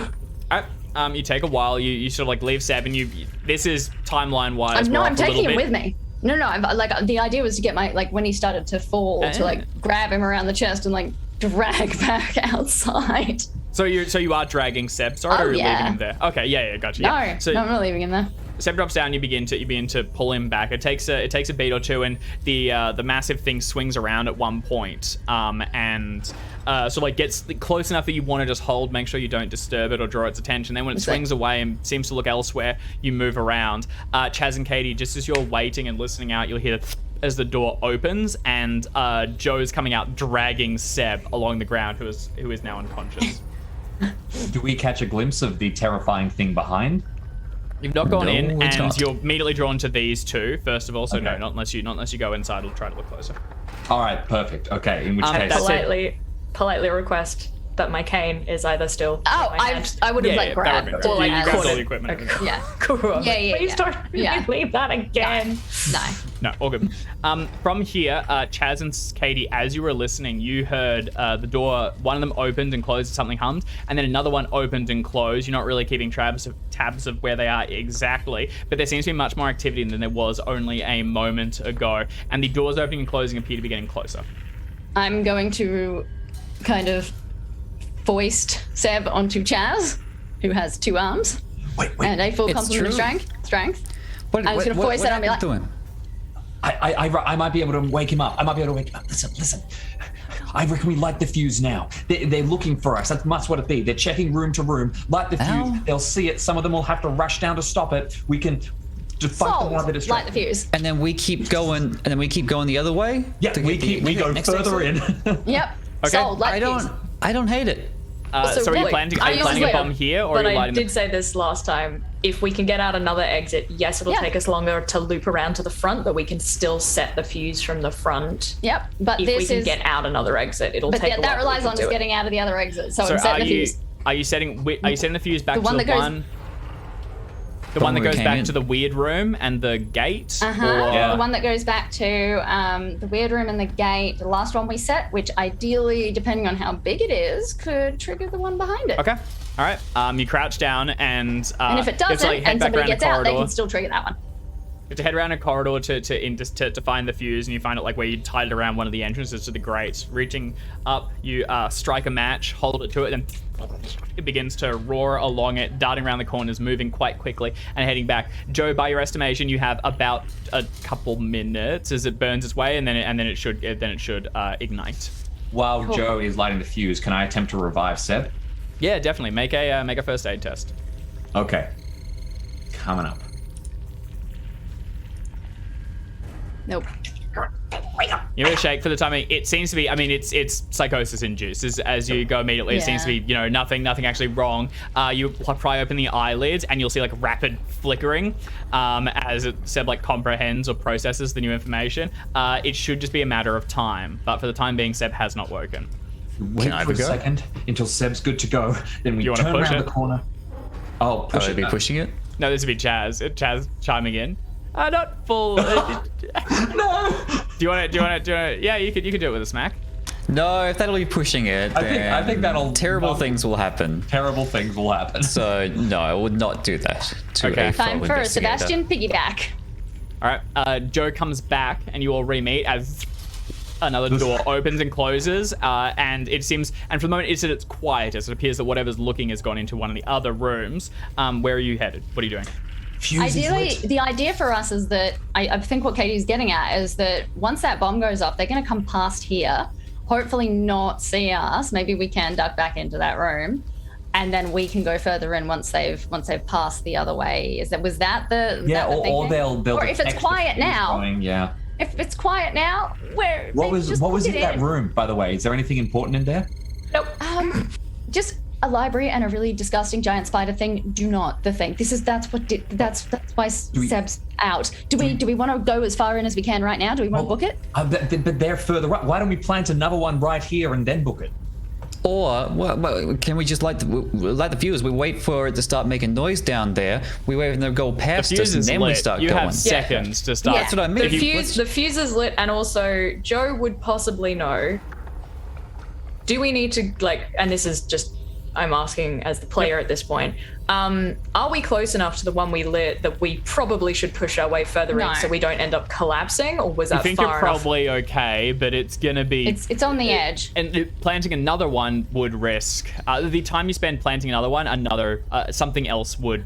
Sorry. By the time you plant another one, the other one will have exploded, so you don't have time to rig this one. I think and we especially book not it. to tie it to the same thread. As long as you don't think that we need to plant one here for this Oh, room. if we do that, I'm literally just going to open the door and throw a dynamite in and book it. That sounds great. Let's do saying- that. All right. Let's do that I'm right saying, now. why don't we wait here until the Nah, noise? too late. You Okay. can wait here. Very I good. don't think that'll work. Just because, from a player perspective, just because I think they're going to see us. All right. If there's heat. to Okay. them. Quick actions. I Joe, you are was just- opening the door and chucking in a stick of dynamite. I was Okay, trying so- to ride the high from my extreme stealth roll before, but yeah, I know it. Not everyone can roll that well. That's fine. Well, that's just it. Is I'm not Go home, Chaz. Joe You're lays drunk. down Seb and lights a stick Well, of I dynamite. passed Seb to Chaz, who has 2 arms and full strength. So, and as you like wait for the fuse to get down, you're like cooking it, and then you slam a hand against the node. It opens, you feel it, and then you just chuck it into the darkness. As Light you'll it see. while it's in my mouth and then chuck Fuck it. yeah! You very faintly really see going the hard. spark of the fuse going through it. It's all you can make, and then just as it We're begins going. to explode, you'll just catch like a flash of the thing higher the up doors. above, and then the door closes. Chaz and Katie, what are you immediately doing as Joe's chucking in the dynamite and getting As soon it as prepared? I've chucked, I'm just. Yeah, I'm joining Joe and ready to run. You gotta okay. go. No, you guys just go. Yeah, okay. As soon as Joe- I'm lighting it, fucking go. Can you make a throw check for me? And Seb, and Chaz and Katie, since you're leading the charge, where are you heading? You head back out. There is a doorway quickly that goes off towards the right. There is one deeper in and off towards the left. Hell yes. Which Oh, looks to be the one that just closed, where whatever is moving may have gone into. Where are you going? I reckon we try and go past wherever that they just got moving to. I'm looking at the map. I say we try and get to here, to this corridor entryway Yes. here. Yeah. And then just Can you- blow shit up. Okay, all right. So you move him, just begin to sprint. Joe, the arc is perfect. Oops, whoops, a bit too close. The arc is perfect. It goes right up towards the thing, and as you see the explosion, the whole thing just begins to like recoil from the flame, and the door slides shut. A dangerous blow. 1 stick of dynamite used. Chaz hoists Seb and begins to run round. Katie at the front, charging with the beam of light flashing as you go careening past and head towards the other door. Joe just behind you, stumbling for a moment just to pick up the explosive and go ripping past. The doorway immediately off towards the left, the one that you are. So the one towards the right seems similar to the room with the strange thing. Another just normal door. As you go rushing past the one that you are ignoring that you think something might have gone into, you see that this one seems to be bolstered slightly. And it has the blister has a second one on the other side of the wall, and they are larger than others. They're also currently still dribbling. That sort of like clear liquid is pooling down at the ground slightly. You go racing past and skid to a stop. I kind of wonder if where we actually want to go is the where's my pingy? I don't know what the pingy is. Off to the right If you just hold and down, through? click, it'll do it. I'm hoping to go here. Yeah. Okay. Yep. So yeah. you are currently Same at thought, this same point. thoughts. Same Where are you thought, yeah. heading? You're heading right. I think we want to go right into that right one. Yeah. So we're aiming for like around here. Wait, which exit? We're in for the far right exit? Yep. Well, because it looks like there's a bunch of rooms in here, so one of these is Yeah, going to be yeah, important. yeah. So That's true, that was that's true. where we were going. I Alright, reckon nice. we go for here, and we're gonna plant another piece of dynamite in here, and then Okay. Well, I can't really plant the dynamite. That everything is going behind us now. Like this is no longer a delayed reaction So- thing. This is all going now. As you get to this point, there is a sudden shattering boom. The whole facility shakes slightly. Significantly as the explosion goes off, and then it is followed only a fraction of a second after by another You got the second massive explosion. Whatever Matherson has created here, she has outdone herself, and the roar of fire can be heard from this as the whole thing crumples down, and you hear the walls screaming. At one point, it seems to be like some structural shift is broken, and there is a fault now along it, and you can see on the inside of the walls, along the outside, there is a pulsing mass which begins to push out from the interior, forming small tendrils which just whip around in agony. You get towards the door, and as you sprint towards it, I need a group luck roll, which means whoever Right. has the lowest luck Oh no. needs to roll. 17 luck for me. 17. Oh, twinsies! Okay, which one of you wants to take it? You have 10, Since we're- Chaz? since It's we're- Chaz. I got Yes. 10. Oh, Both hands. Chaz, Jazz can you please fingers. go ahead and make a luck roll? The worst jazz fingers. Okay. no. As you're I sprinting didn't up expect and that. you head around the corner towards this door, Joe, you're the last to see. You will see the doorway that you ignored open, and coming forth are 2 more Migo. These ones are bulked up. They seem to have like armored carapaces on almost, and at the end of their hands they have permanently grafted those strange bulbous leaden electricity things, and they immediately they fan out in 2 directions, humming along, and one is heading north in the direction of where you are, the other one is going south towards where the explosion just rocketed Alrighty. through. I would like to shove my big explosive that I've got left into, I guess, whoever's directly in front of me, whether it's It'll Chaz be or Katie Katie. because Chaz is holding Seb and also has And- another explosive. I'm gonna get in there and go. And I've got a dynamite in my mouth, and I want to throw it toss it at the one that's running the other way, the one that's going away from us. And Nice. and not the one that's coming towards you. I have plans for that other bit of dynamite. Okay, all right, awesome. But I mean, like, if I can get both of them with one blast, ideal. But Hell yes. You tell you what, it'll probably come down through. All right, we are going to go to dexterity order from here on out. And Joe, congratulations, you're number 80. 1.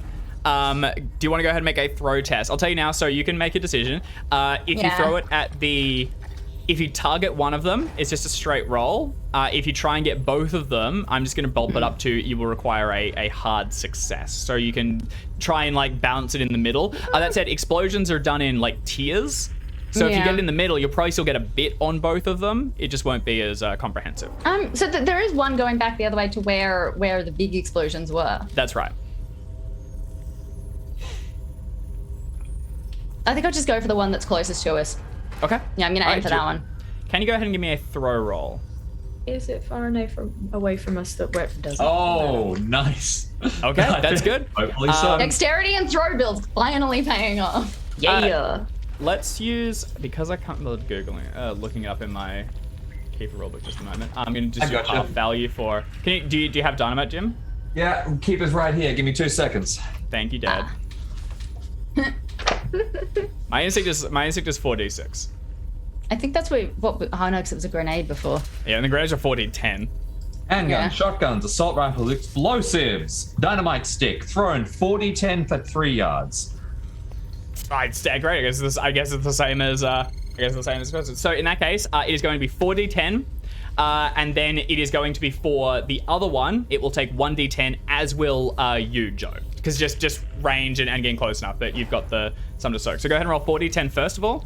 And it's going to be what you apply to. I probably wouldn't have put it in my own range, depending on how close it was. You arced it past it. It's the minimal of it. It's just that these are not big enough. Actually, you're right. You threw it pretty far, and you got the hard. You know, just go ahead and roll 40-10. I take it. But we won't apply to the other one. I wouldn't have lobbed it at my own feet. No. This is for like 10 yards. But yeah, you're all good. Okay. Boom, baby. Let's check my big boy. But is he big enough? He just is. He's gonna make a Constitution roll, and you're about to see he's reasonable Constitution. I got his Constitution. So the explosion goes off. You see, you're all operating on flashlights. So for a moment, you're almost blinded by the flame. The whole thing shakes once more. One of the walls branches open, and then blossoming out of the smoke, this thing just comes fucking rocketing through towards you. It took nothing. Oh, no, he took damage. He's badly wounded. You can see charred bits, but it is still standing. It comes racing towards all of you. And Seb, what is your initiative? What is your dex, sorry? 60. Can you go ahead and make a power roll for me? Because you are going to be next. Listen, how long are you unconscious? Well, we don't know how long you're unconscious Okay. for. With that one, Seb, it is going to be next round. You will come back to us. You just now, chairs in your hands, you begin to hear blinking and shifting awake. As next You can hear blinking, Chaz. That's terrifying. your mind is opened. What does and it this sound thing, like? Moist. This thing comes rocketing around and straight towards Joe. Joe, are you trying to double back and catch up to the others who can go through the door and into the next room, or are you standing and trying to slow its path? I am trying to slow its path. I want to give these. That's why I shoved the big explosive at Katie, because I was at the end anyway. So If yes. we can yell a word out as you push me, I'll yell, I don't know how to work this. it's got a fuse. You light it. And Chaz has experience practically. As long as Also, these Chaz ones- is there, he can probably get it working. Everyone else is These- probably going to get these a are roll. Chaz and built. Joe are going to be gimmies. These are the ones that are these are good. We've put the other ones, I think. Oh no, we had one that worked. You have one dud still and two. So good. essentially, if we put the dud one next to one that does work, and then fuse that. Actually, give me the dud one. Because I we're thought we had past one that, left. I think. I think all the No, remaining sorry, I ones only are thought with we had those one three. left. So we had two left, didn't we? We had a couple left. We have 2 good, 1 dud. left. right. Oh, okay, I wouldn't have given mine away then. I thought we only had one left. No, if I Alright, if so I you're had to still, go, I you're wouldn't still give it holding away. on to yours then. Yeah, that was Alright. me just forgetting how many we had. So yeah, no, I'm not going with that. I'm pushing him through the door. Alright. Okay. I am stopping them here, and if I get the chance, I'm taking my explosive and I'm going. You toss the dynamite, which explodes Dynamite in the one. distance. The whole thing shakes a little bit, and then blossoming out of the smoke comes this thing roaring towards you. At its front, it has one of these like strange leaden guns, which begins to twist and hum before it closes the distance. And the other one, which just has a massive spike on the hand, juts forward to pierce you. It is going to make 2 attacks. You need to tell me if you want to riposte or dodge. Dodge. Each consecutive you make will get harder, so you'll have a penalty Dodge. dice. I'm just dodging. For the first one, please make a dodge roll. Okay. Come on. I dodge and I throw. And that is unfortunately an extreme. Wait. Good grief. Is it Wait, so physical? hang on. Are they stabbing you? Yeah, they're stabbing Yes. you. So here we go. So as it comes rocketing out, you dart to the side fast, but this thing is even quicker. It almost faints with the sparking gun, which hums, and then it catches you, piercing through your stomach and jamming you up against the wall. Again, it deals the 14 stomach. damage, enough to almost Oh. instantly kill anything. However, Joe, how much armor did you have? 13. And you have the heavy leather Fucking coat. hell. And heavy And leather And you coat, have a which is heavy one. leather Okay, coat, which so reduces by 14. 1 more. So as the rest of you move around the corner, I the take last thing you will see one. is Joe pierced up against the wall No, and you then take dropped off. nothing. You take none, because the armor will reduce the final point. The scabs that were all I'm gonna across just- your I'm gonna- armor are like peeled away, and there's like wet blood where it was, and then it makes its second attack. Would you like to dodge or fight back? I think I'm gonna have to fight back here because if Okay. I miss that dodge, although I'm a bit, and this is a dodge with a penalty, isn't it? Yes, it'll be a dodge with penalty or an attack with just straight. You are, just remember, if you meet it, if Yeah. you meet their roll with a dodge, you'll succeed. If you meet their roll with a My dodge is so high. I am gonna try and dodge. dodge. I've got the other dynamite in my mouth, I guess, because that's where I keep it. I just have one there. I've Okay. got my explosive on me, and Joe. yeah, I got 3. I'm just gonna try and dodge it 'cause if I can. Yep. Okay. Got such a high fight skill. All right. Go ahead and make your roll. Penalty as well. Believe in you. Burn your luck if you've got it. That's going to be a fail. 4 points will get you a success, though. 4, huh? 4 points of luck will still make that yeah. at least, like, unless I'm it gonna rolls get a hard a or an success. extreme again. Okay, it's a I'm gonna success. get, success. All Yeah. right, the first one arcs up under you, peeling away the scabs of armor that protect you, and you're almost skewered against the wall before you like drop down and skirt around. It makes another slash towards you. Here's the roll.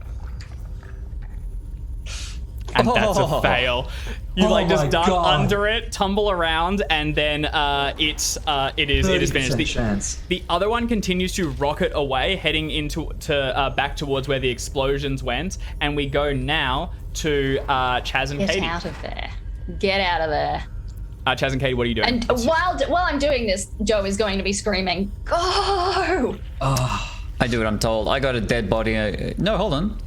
When's Seb waking up? Next Next round. round. You can hear Next him beginning to round. stir, but he's not back with you just yet. Yeah, as long as I got a dead body, I'm going to get the dead body to safety. Yeah. Okay. out of there. I think Katie Katie links eyes with Joe just as last time from the dark young, but this time I'm listening and I will head through and disappear behind the Hell arrows. yes. The door, now knowing how to interact with them, you just reach out and almost just blindly, you just feel the wet sensation of the tendrils licking at your palms. The door opens, and when you wrench it away, there's that faint ping of pain. And now, without time, you've just got a couple of these things like dripping down from you, like held onto your skin, like little pox. Opening this doorway, immediately you move into a small corridor, and Chaz, you're carrying Seb. The door slides behind you just as you hear Joe scream in anger or pain, and then it slits shut, and you're standing with 2 more doors in either way. However, these aren't sealed. Instead, you see above the one to the left, there are tiny holes all around the outside, and there is a faint of mist dropping down across it to completely cover the passageway. But it is just an open door that in theory you could just step straight through. As soon as you smell it, Katie, can you please make a medicine roll? Okay. Is this up or down, by the way? Going down. That is up. The one to the south. Okay. Katie, it smells kind of antibacterial. vaguely, like kind of set, like you might smell in a hospital, but you don't get more than that. I keep Towards the the mask south. up from before. Yep, you can just begin to pull your scarf along your nose. The one towards the south is another closed door, except around the outside you'll recognize a few key runes, not dissimilar to those that Seb was inspecting all the way down towards the south near the gates. Which direction are the two of you heading? We've got 2 bombs that are still functional. I would propose we set both of them here and then run for that right-hand exit. The one towards the south, towards the gate in theory? Yeah. This one. Do we have? Oh no, Using that the will be bombs going. we So that's have. going up. So that's going through the mist. Yeah. I still think that's probably the best option. It's closest. you two are the only ones there. It's your call. I think we use them while we got them, right? Yeah, let's plant these things. At least that way, if this goes off, it goes off. Okay. Do we have fuse? Like, Yes. do You have so all we the can pace. Yeah, you plant can and then- you can rig a okay, delay cool. if you want. That's Cool, right. cool. Okay, so in that case, for your turns, I'm going to say that collectively you crouch down, unhold, and is this all 3 of the remaining explosives? You're in the center, or as close to the center as you can get? This We only feels have like the 2. heart of the facility. 2. Let's We have let's one just of Joe them. has 1, that's right, so you have 2. So Yep. you place the possibly defunct one close to the larger and more finished, rig them together and begin to run out fuse. Katie cuts the cord, and the two of you catch eyes as the thing is planted right in the center of the room. Seb is just beginning to awake, and we will leave your turn there unless there's anything else you want to do or say. I'm helping. Okay, no roll is needed. All right. The fuse is planted, rigged, and at the start of the next round, we go back to Joe. Because I've seen the map as well. So torn on. This thing is right on top of you. If you want to try and bail, it's your full turn to outpace, but it can then follow you, continuing after.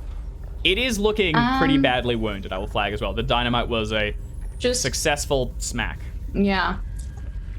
In terms of the power from the previous explosive, like the big explosive that we used. If I assume that like my thinking is that they are going to plant a bomb as close to the center of the facility as possible. That was the Do strategy. I think which is pretty much where we are. I think it would get to this room, like the long one.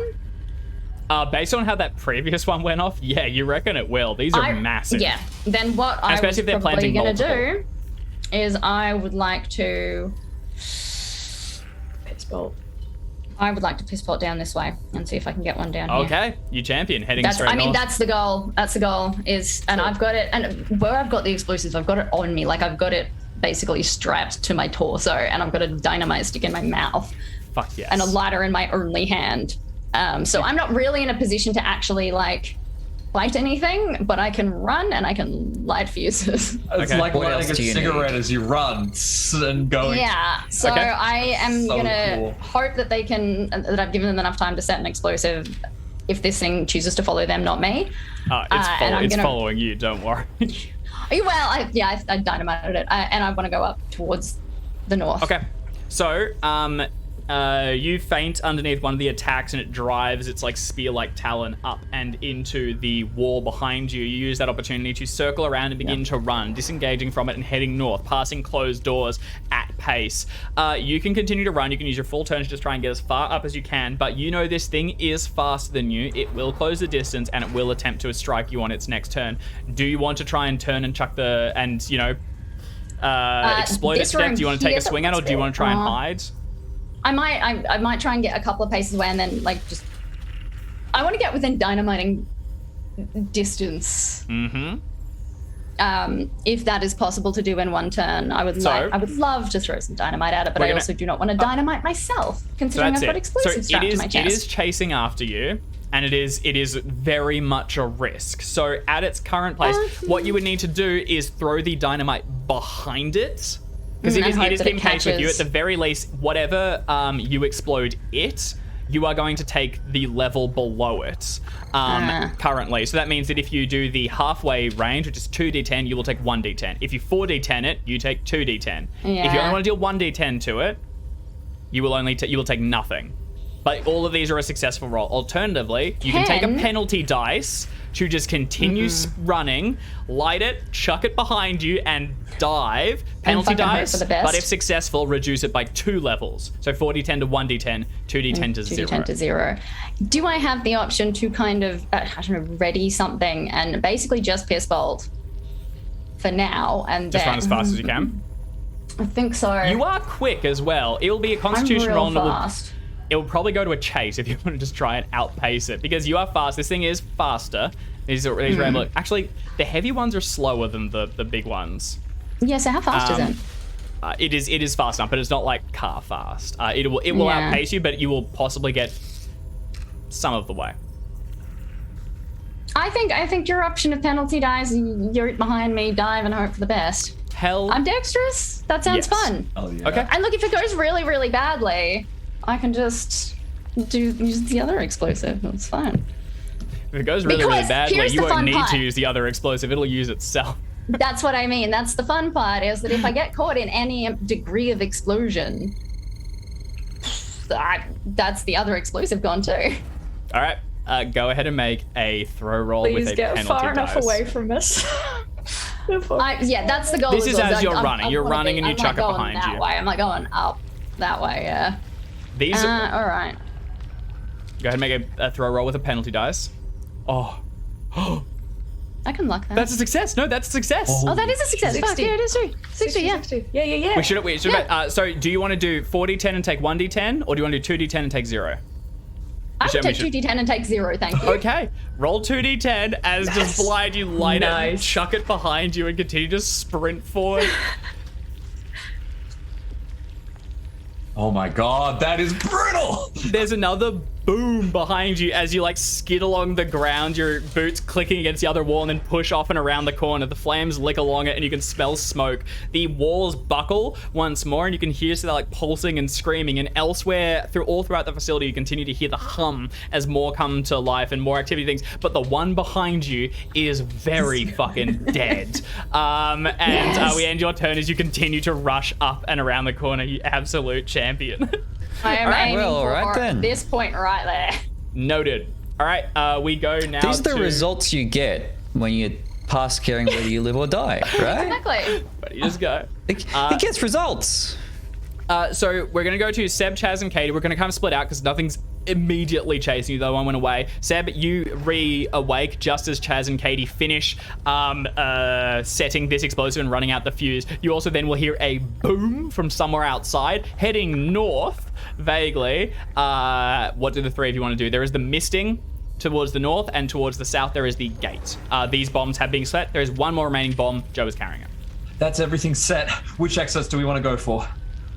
Well, We've got one in front of us, do we not? And that's the only Seb's one awake. That mist Hello. looks pretty weird. I'm inclined to take the shortest path here, and I think that's, straight ahead of us. All to right. the up east. and out. You have to Okay. go up through the mist to get to that exit, according to the map. Yup.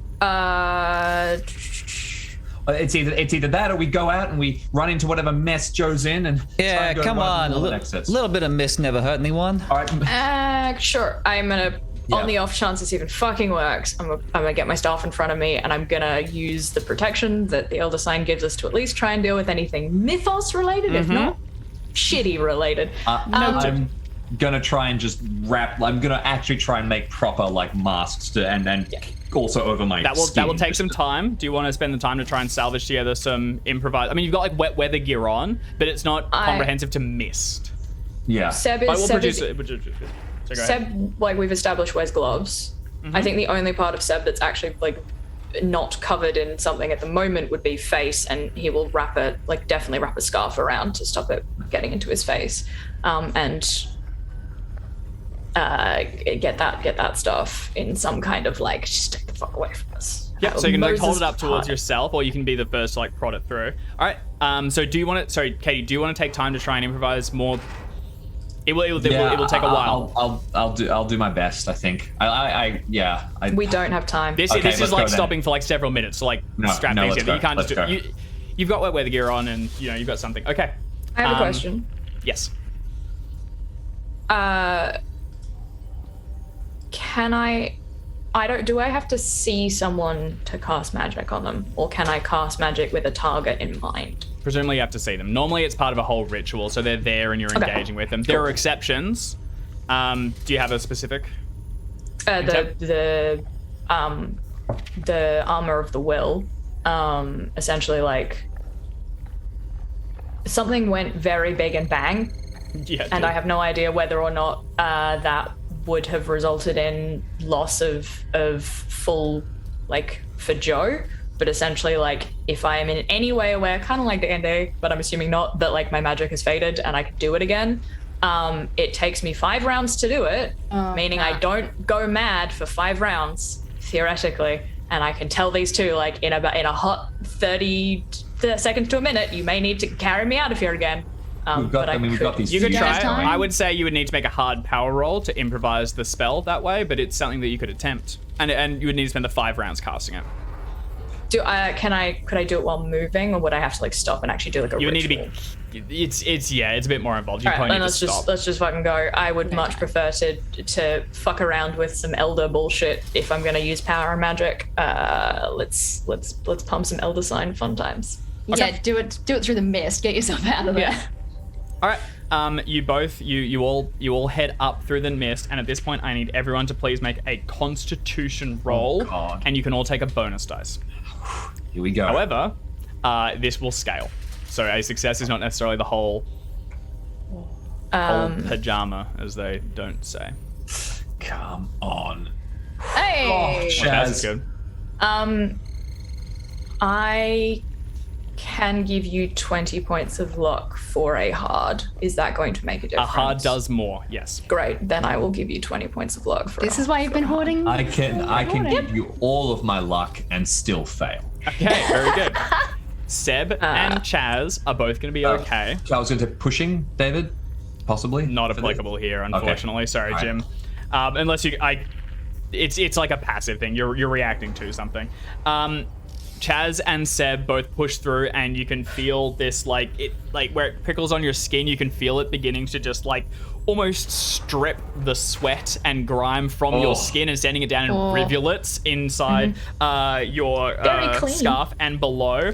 Katie, as you walk through, you are aware that this is like some sort of antibacteria, but it isn't just targeting it's targeting everything. It is stripping it back to the fucking core, and your skin begins to like blister and pucker slightly and just actually drip away with pain. First of all, you are going to take a penalty dice on pretty much most tests for the next hour or so as you've inhaled this, and you can feel yourself like dizzy, woobsy, and moving around. And additionally, can you go ahead and take a d6 of damage, which is going to go through any armor? Is the temporary hit points counted as armor? No. It's not. Sorry, it is ignoring that. This is not a physical thing. This is getting inside your system and beginning to strip the bacteria from your stomach. Gotcha. This could kill me. No. Here we go. I will continue forward and then stagger and drop on shit. exactly 0 hit points. Holy shit, do you Gotta not make make it wounds? work. But I am Katie is out. unconscious and unable to do anything. 1 hit point off instant death. All right. All right, that's fine. The two of you, Seb and Chaz, though, you move through and into this room where Katie begins to stagger, and Chaz, you can like catch her enough to lower her down towards the ground. The room you're in is a massive hexagonal shape, and there are a number of metal tables all throughout the room. Walls covered with vicious-looking instruments line the outside, and you can see a number of them attached to the ceiling where they can be raised or lowered down. The tables, as you go past them, Seb, you will like reach out and thumb a strap made of something very similar to leather, where whatever was held on here could be strapped down so that they could be experimented on, adjusted, or who knows what else. Towards one of the back walls, there are a number of large glass cylinders with similar to like formaldehyde, where there are floating just out of sight strange things of like odd shapes and bulbous proportions. There is another doorway that heads off towards the right. This one does not have a mist thing at it. Great, we're going. Grab Katie, let's go. Okay, If we can get her out, I might be able to do something about that. Maybe, I don't know. So, Katie has first aid equipment on her, and in this room, there is a number of surgical things, and like it is, in theory, a clean space. If someone wants to make a first aid test on Katie here, you can take a bonus dice, but it'll just take a beat. Yeah, Chaz will do that. Run over. Come on, Katie. What's your you first on aid? 2 legs. What's your first aid? Mine's 40. Well, Do you want me to try? Yes. Thank you, Seb. Okay. Chaz, do you want to be helping? I'll help. All right. What's it look like? Is it 2 of you? Do you want to? I don't know. Chaz strokes Katie's hair and tells her it's going to be all right. I love Providing a bonus die. I have no idea if anything like for flavor wise quasi-magical happens in this point, because I do have an elder sign and it is protection and some stuff. I know it's technically mythos, but flavor. I'm essentially going to try and like rinse Katie's mouth, nose, throat. It's gonna suck, but it might actually, like, if this is like an acidic thing, it'll hopefully weaken it to a point that she can breathe properly. Okay. Go ahead and make a first aid test with 2 bonus dice. Here we go. Oh, immediate Good success. start already. Same again. All right. Well so done. success. Okay. With that, Katie, you can restore a D3, and spluttering and coughing, you'll return as you wake up with Seb going basically like compressing your head. You're starting to like suck the shit out of your lungs and whatever, and you basically come back to coughing up phlegm. Chaz holding your hand and standing just above you. Did we make it? Did we? Yeah, we made it. We're gonna live forever. We're invincible, Katie. Okay. No, we didn't. Let's go. Well, we're alive, but let's go. Okay. Oh my god, the bugs! The bugs! We can force myself forward. Do not Holding forget to myself light up on the fuse. We won't. Don't worry. So this one, you are just continuing to run the fuse. I will flag as you think of that, and as you look back towards the fuse, it is currently running through the mister. You're not sure exactly what that'll do, but it's a bunch of bullshit, and it might not help. It would. You could just light it on a Fuse. delay. Light it now. On the others, because we'd have to light it on the I other side presumed of the that we would have mist. set it. Light it now. with a If it fuse in goes that through the room, like mist. a coil. Yeah, but you it need to doesn't- light it. Otherwise, you need to go back to Yeah. the mist to do so. Yeah, so that's what we're like. Do we light it? Because it's like literally right on the other side of the mist. We either You explode can it. you can give it a long coil. Like you can just give it a delay. You can give it 5 Okay. minutes or something delay. Great. In that case, sure, we'll do that. How long do you want? If the mist, but what if the mist stops the fuse? No, from I think flowing, what we're someone will have suggesting to is go we back coil it through. on the other side of the mist And light it it. preemptively, yeah. And I'm assuming because I've already succeeded, if I put like an arm through the mist to do the lighting, I'm alright that's with not that. going to do anything. So yeah, I would like to give us the max time we have, so for like 5 minutes, 10, like, yeah, I'd say. I wouldn't push it more than that. 'Cause Yeah, I've if somebody tried- finds it and I mean, yes, but also yes. Okay. So 5 minutes or so, and then you're gonna push back on. I have one other question. Can I attach 2 fuses, or can we attach 2 fuses? One that Sure. is coiled, and the other we take with us. That runs through the mist, or that you just keep in. Yep, with you? because if it doesn't go boom, then we can at least try again. And if the mist fucks it up, oh well, we tried. So And if be it it. doesn't, 100%. then yay. So Noted. yeah, 5 minutes. Let's go. Okay. All right, you light the fuse and withdraw your arm. Already, you did it all covered in things, but as soon as you do it, it's just blistering a little bit and kind of uncomfortable. You help Katie back up and you rejoin with Chaz. You head forward into the next room. This one, once again, has a sealed door, and one of you reaches out to interact with it, and the door slides open, and you all step in. This room is almost completely dark, and it's almost as if your lights don't reach quite as far. There are a number of glass walls all around the outside in a vague circle, with a door heading north and a door heading east beyond it, and then there's something on a pedestal right in the center. As you step forward, so like slam the bottom of your torch to get it to pick back in, and there's a flicker, and then you reach it over towards the center of the room. For half a moment, you see there is a cylinder placed right in the center of a glass jar with a number of nodes and things plugged into it in all different directions.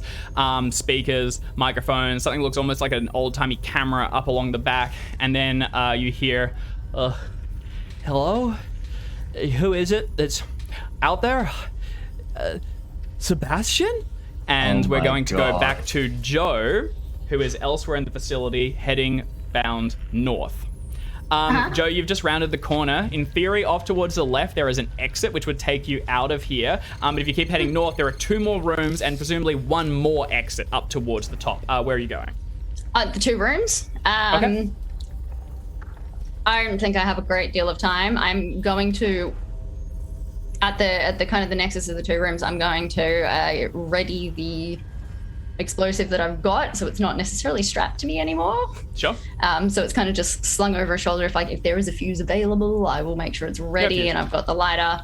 Because I know it's a toss up between insanity and having the wherewithal to light this when I need it. So you begin to strap it together. You can hear the... I just want to be as ready as possible to light this thing.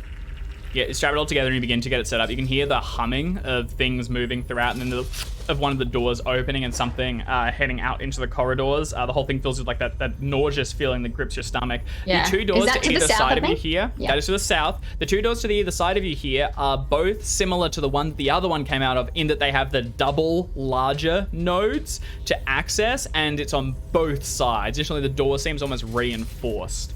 Up towards, up above you, heading out, you will see like twisted corridors and no more clear rooms in that direction. You head down and begin to tie everything together as quickly as you can.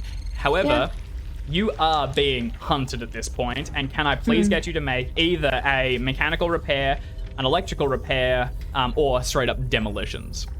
Cool. Alternatively, could I straight up just put it down, light a short fuse, and book it north? Yeah, if you want to just not take time and just go, we'll see how it goes. Yep. 100%. Okay. You risk this might come down to a luck roll. Yeah. Although I'll make a mechanical repair roll. Okay. And what would the penalty be of failure on this one? This is going to be a scaled success. So it's basically this is taking time. A fumble, you might set it off early and then you're dicked. But if you just fail it, you'll have the opportunity to push it. If you fail it, something might find you before you finish. You can then have the opportunity to push it and risk exploding it and everything else. However, a success will get it ready and you can have a chance to bail. Scaled to hard extreme will let you go further. Okay. Yeah, because ideally, like, this is one of the ones that work. The goal is I want to put it down, set. It doesn't have to be a long fuse, like a minute, less than that, whatever. Just long enough to for me run. to book it further north. I don't know what's up there, but that's fine. Okay. Or even make- out the other exit. If you drop it there and you give it enough of a fuse, that is probably going to set ours off as well. Well, yeah, like it's like right in this nexus here where everything's Yeah. kind of happening, but I know that there's 2 rooms there. There's so. a chance if that. Yeah. I know it's not to scale, but looking at like what happened to the other one, there's a chance. These are that, pretty big. Like if ours goes off, yours will go off, or vice versa. So, and not that you know exactly, but you would, I assume, know that we would have planted one nearish by. Yeah, Is that was the so plan. that's the idea, is that I just want to plan it short fuse because I'm just gonna book it. So Okay. mechanical repair roll would help me, and it doesn't seem like it's gonna hurt too much, except for blowing me up, which Yeah, it's just time. All right, go for it. it's a fail, but not by much. So I'm gonna Do you have 7 points? just. Okay. I still got a little bit left, but I think I'm gonna hang on to a tiny bit. So Okay. I'm gonna success it. You are able to reach down and Set it. set the fuse. It's got a minute, whatever you want it to be, delay. But you can hear humming as something comes racing towards you. It is about to round the corner, and see you From the can south? either try and from the south. You can try and dart into one of these 2 rooms, or you can just try and book it upwards, which you will be seen, but it will pursue you beyond, and hopefully draw its attention away from the explosive that you've just placed. Well, I set the pretty short fuse. It's like a minute, so Yep. and it's a big explosive. Oh yeah. I'm booking it. Okay, all right. You book it heading straight up as rounding the corner comes another one of these soldiers. It flares its wings and chases after you. Can I get you to go ahead and roll a d6? Make a sanity roll first of all. And it's going to be a d6 reduced by 4 this time. Just to see if we do anything stupid. I'm not. Nope. Bad, All right, go bad ahead and roll juju. d6. D6 minus 4 though, Minus so 4. fingers crossed. Would be really funny if you failed and just got flayed. Yeah. Hey! Oh, that's negative Hey. 3. All right, yeah, perfect. You are able to keep running, and as you go charging up, the thing rockets after you and is closing the gap. Can you make a Constitution roll for me, please? Sort of. And then let me know what your speed is, your move rate. Hard success on the con. Thank yeah. you very Okay, so that's- much. Oh, I didn't put my speed. I think we've done nine. you're the highest. I think you're 9. 9. Which means this Which thing means... is this thing is just faster. And let's see how Oh, does a hard success increase your movement rate? Only extreme, unfortunately. Okay. On the extreme, yeah. This thing is gaining on you as it begins to round the corner, but what that without failing, and given this is basically just a flat sprint, you at least make it up towards the first turn. As you begin to branch around it, you suddenly see there is one of those gaps, the large cube-shaped chasms going deep down into the ground. And as you reach it, what do you want to do? Do you want to try and just jump it? Do you want to slowly move around it and give it space to close the distance? How close are we to the damn thing going off? I don't have good jump. That's the problem.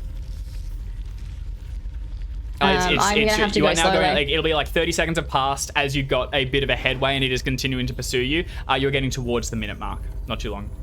All right, I have to go slow. I don't have any jump. Yeah, no. Okay. All right. You begin to skirt around. You don't need jump if you believe in yourself, surely. You can just skirt around the side, moving as slowly as possible. I But know with it's that, coming, this but thing is that's able okay. to close you. It is just behind you as you continue to race, and you get around a corner, and you can see it. This begins to head up towards distant an exit. Presumably, you can begin to sense like just stale air, but from above rather than that sort of antibacterial, weirdly antiseptic scent from before. Yeah. The one is just behind you. From here, there are now branches off in distant directions, which seem to be natural caverns where the mine carts and things would have gone down to long ago. You can try and branch off into one of these. You can try and stop and get a jump on it, or you can try as the last thing you see, you go past one of the sewer grates that you could try and heave up and drop down into the river below. It would be a strength roll. Otherwise, you'll need to throw yourself off towards the sides. But if you do nothing, this creature will catch you. It is faster and it will catch you on this I'll chuck turn. myself off to the side. I'm going to try and lose it in the caves. I'm fast. Okay. I'm all right. dexterous. I'm quick. I'm going to try and just dart into a cave on the side and lose it just by being fast. Okay. You skid around one of the corners. There's a little kick up of dust, and then you dart into one of the offshoots. It's thin in here, and you have to like suck Okay. your pull your clothing, ties, catches and scratches. You're sort of smaller pushing than it. further in and around the side. Can you make either a navigation roll or a stealth test? Stealth is not great. Where is my navigation? I think your navigation will be worse unless you put I think points it's in it. worse. I did put some into it, but no, my stealth's better. No. Oh, I was luckable. No, I'm gonna like that. That's why I Nice. held on to a couple of points a lot. Holy shit, okay. All right. You round the corner and dart into it, and for a moment the thing continues on before realizing it's lost you and rounding about and coming back towards you to start scanning and try and spot you the way that you came. You begin to squeeze yourself along inside the interior, and in your head you've got that just internal clock continuing to tick down, and it's about at 10, 9, 8 Yeah. as you just move along trying to get deeper in and try and find a way out, or at least protect yourself from the incoming explosion. We're going to leave you there for a moment as we go back to the others who have just opened the room and heard a familiar voice. Everyone steps inside. In the center of the room, on the pedestal, there is a brain submerged in a jar, and as that tinny voice echoes from inside, you notice that all the wall is brains in jars. Every single one of them has a little pink mass floating in the center. Well, we found what we thought we were going to find. Yep.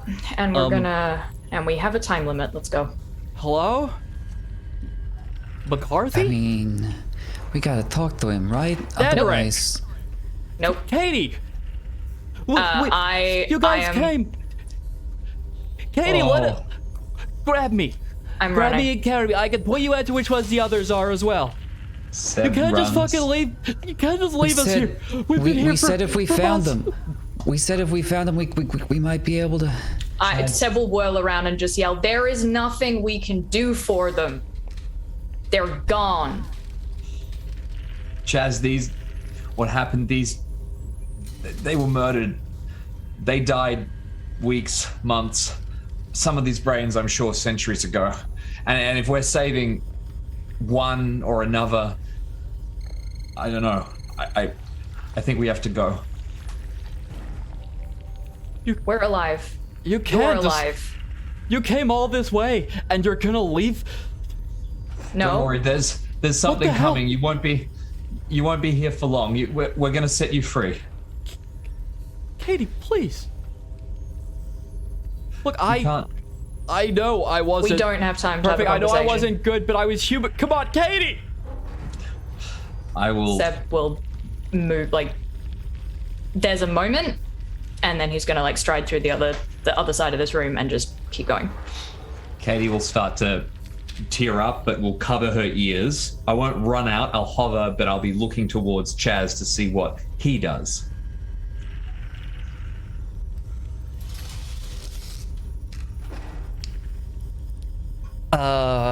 This voice is coming out from one of the speakers. It's right in the center of the room. There is a brain in a jar on a pedestal. There are a number of speakers around it, and it's been plugged in to a series of nodes along the base of the receptacle. And it's plugged into a camera and it's plugged into a microphone. Yep. I want Or to what seemed to be. I want to unplug everything before we go. What do you unplug first? Speakers. Okay. As you approach, you hear, well, no, and then it cuts out. What do you get next? Camera. Okay, you reach up and wrench it out. It seems as though it can still hear you. I got nothing to say. Unplug the microphone. And now it's just lifeless, unmoving, floating in the jar. A bubble goes through it. Better not to know, right? Better not to know when it's gonna happen. That's what I want anyway. Yeah, and if we don't move, we may not know either, so let's go. We'll... Okay. Hold onto your arm as we run out, Chaz. Good, I'm gonna need that. And, like, Seb, I think, like, as if we meet up, Seb will just look at you and you get a solid nod and look of recognition and respect. Oh, well, that's nice. Okay. I'm gonna hold on to that. Let's go. You open the next door, and it opens out into another long hallway. Off towards the side, there is a door that goes south, but in theory, from here, you can continue going up, and it'll branch, and it should take you out and away. Yep, that's the plan. Okay. Because we've got 5 minutes, although technically, depending on how long it took Jo to do all of her stuff, we have a lot less than that. But regardless, Seb set 5 minutes because, like, he wanted it to take a hot second, but he's fully aware it could go off sooner. We don't know, so booking it. Okay. Begin to just break out into a run, holding your gear and getting as far away as you can. At this point, elsewhere, Jo continues to count down in her head, and then just as you hit one, the creature that was chasing you, you can just make it out like something shifts past in the distance. There's the humming, and then it stops, returns, and begins to look like scanning the different like adjacent roots, the veins that you've squeezed into. It begins to hum back and forth as you squeeze along, holding your breath and counting down, and then suddenly there is an earth-shattering boom. It roars up the corridor and down the other one. You can hear twisting metal and yet another scream as this thing, just as it moved along to almost spot you, is just caught by fire, and then the rock that falls down upon it. Can everyone make a luck roll? Oh, kick you, Dave. Here it is. The comeuppance. Oh, what? I was 1 point fail. off. It was No. 1 point. Jazz! Okay. With that, everyone... Is this an everyone dies or everyone gets damaged? This is damage. The Okay. dice will that's determine fine. the nature of the death. Good. So, Jo, you are the closest to one of the explosions as far as you got, but you are protected by the wall and things. Can you go ahead and take a D10 of damage, please? Oh, no. Bye, guys. Here we go. I'm out. Do you have a major wound? I mean, I assume you- it was I my believe arm. you. Oh was yes, it you major? Yeah. definitely do. I don't think I could. All right. I lost my arm. Joe, as the explosion comes through, you see the Migo just get absolutely just erupted by fire, and then the rocks around you shake. You feel one of the a plate beneath shift, and then suddenly your chest is crushed up against the wall. You try and squeeze out of the way, reaching out with your arm, but another rock just pummels down. Oh, sorry, yeah, no, I pass it to you. I don't think I do. As soon as I see the Migo get taken out with the fire, and the whole crevasse that I'm in starts shaking, I think Jo just kind of settles herself in as comfortably as she possibly can in the space, and think about not being a brain in a jar. Okay. Do you, by any chance, have one more stick of dynamite on you? No. No. I used them all. Can I make And is she just gonna put her head back and close her eyes and go see John? Yeah, I was about to say, is there a final voice or anything like that? No, I think for the first time in quite a while, the voices are quiet and, just settles herself in as comfortable as possible and smiles about not being a brain in a jar. Okay. For the others, can I get each of you to make a dexterity roll as you try and outpace the explosion behind you, skirt around corners, and get as far away as you can? No. Okay. All right. Okay, well, we hesitated. Seb left earlier, so It's true. Okay. It's true. On the 2 failures, can you each please take a D10? Oh. Seb, you are going to take a D6. Does the coats help with... God damn it, This would be physical, Yeah, so... it's physical, so they'll reduce by 1. Also, you're... that's fine. Okay. So, racing away, Seb, you outpace the other two as dust begins to rise and rocks fall. For a moment, you will see Katie's light get blocked as a massive rock slams into her back. She falls, stumbles, and gets caught behind a bit of rubble that begins to land around her. Chaz, you are not far away. You have been sheltered by a lot of the falling rock, but you're still kind of locked around a corner, and you're having to dig your way out. Seb, you've outpaced both of them, and it was only it was just bad luck, where a shift in the ravine, you fell, almost twisted your leg, and then a stone slammed against your head. How is everyone? So just a note, this counts as physical.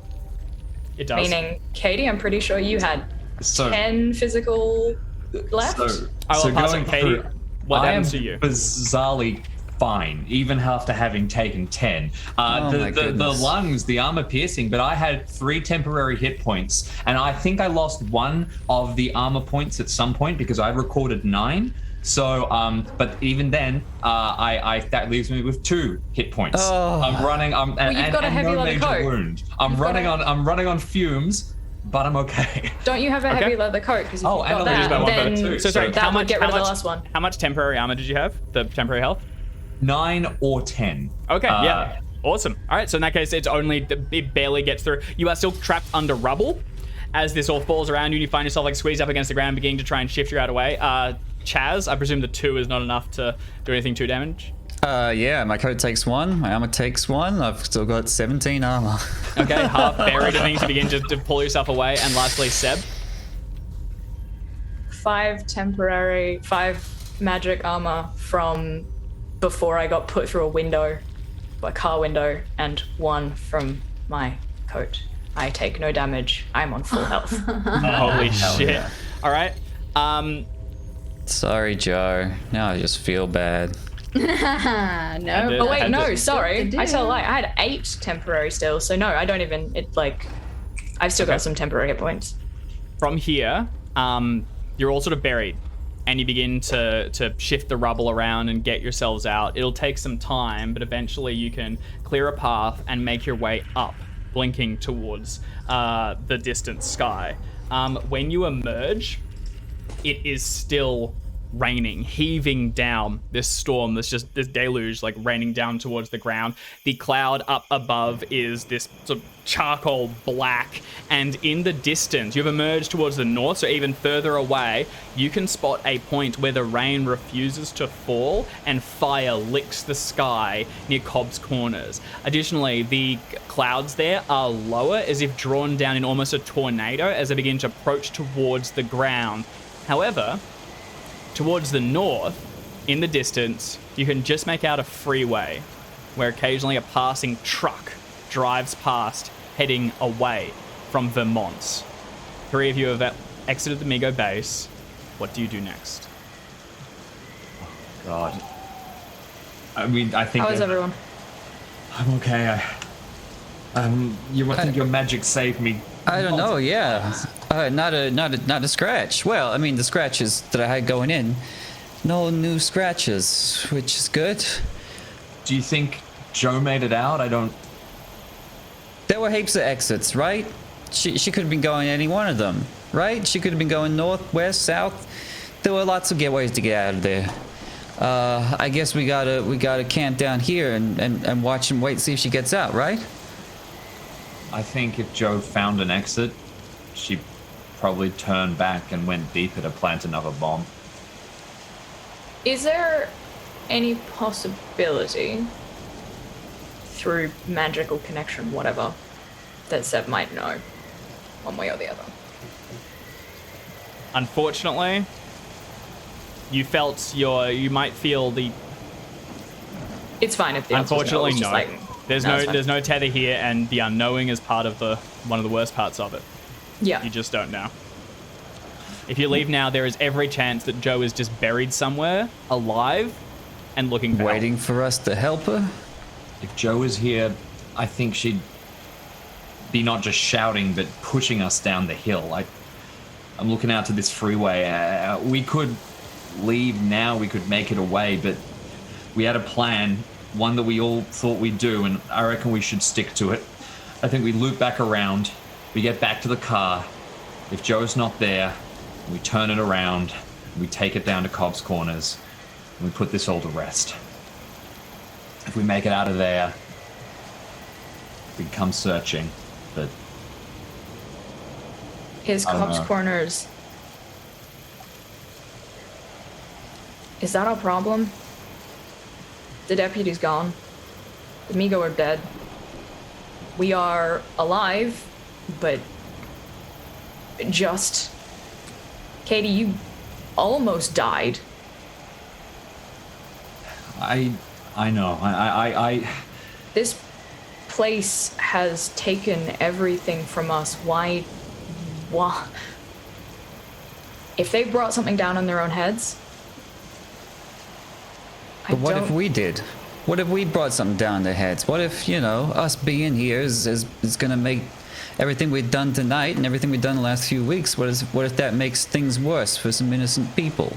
I wouldn't want to turn my back on them. We didn't bring this here, Chaz. It was here before us. That's the I know, point. but- That's like, we were brought here for whatever reason. The Migo, the Dark Ones, whatever it is. We were dragged into this mess, and we have done our absolute damnedest best to solve at least the part of it that we set out to solve. We have no idea what is waiting for us in Cobb's Corners. It could be, just one of the Dark Young drove 3 of us mad and almost killed one of us.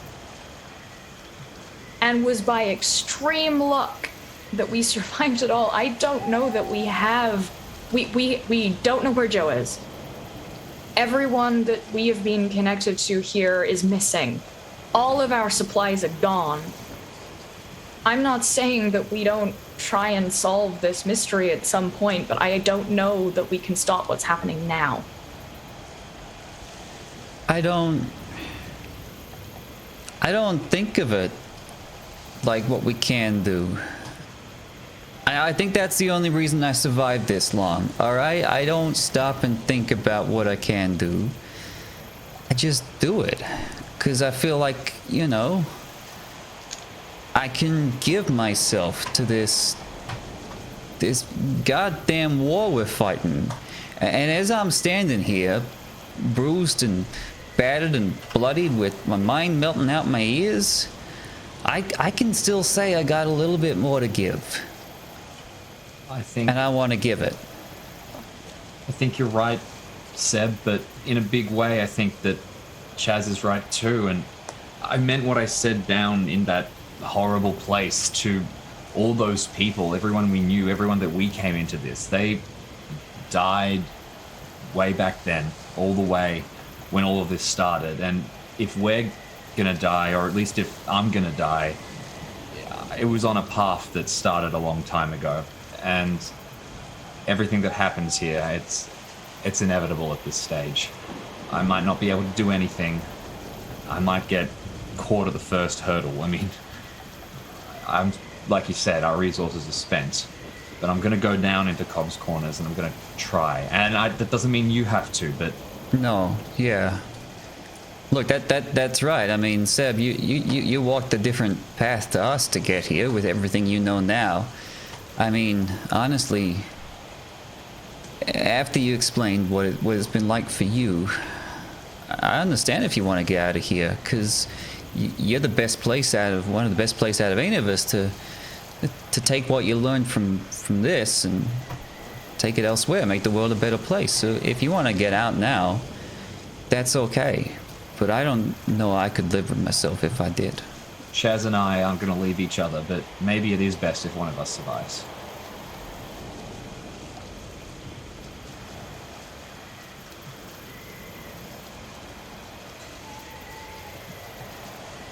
I think that someone needs to make sure that if anything like this ever crops up in the world again, there are the resources and knowledge available to combat it promptly.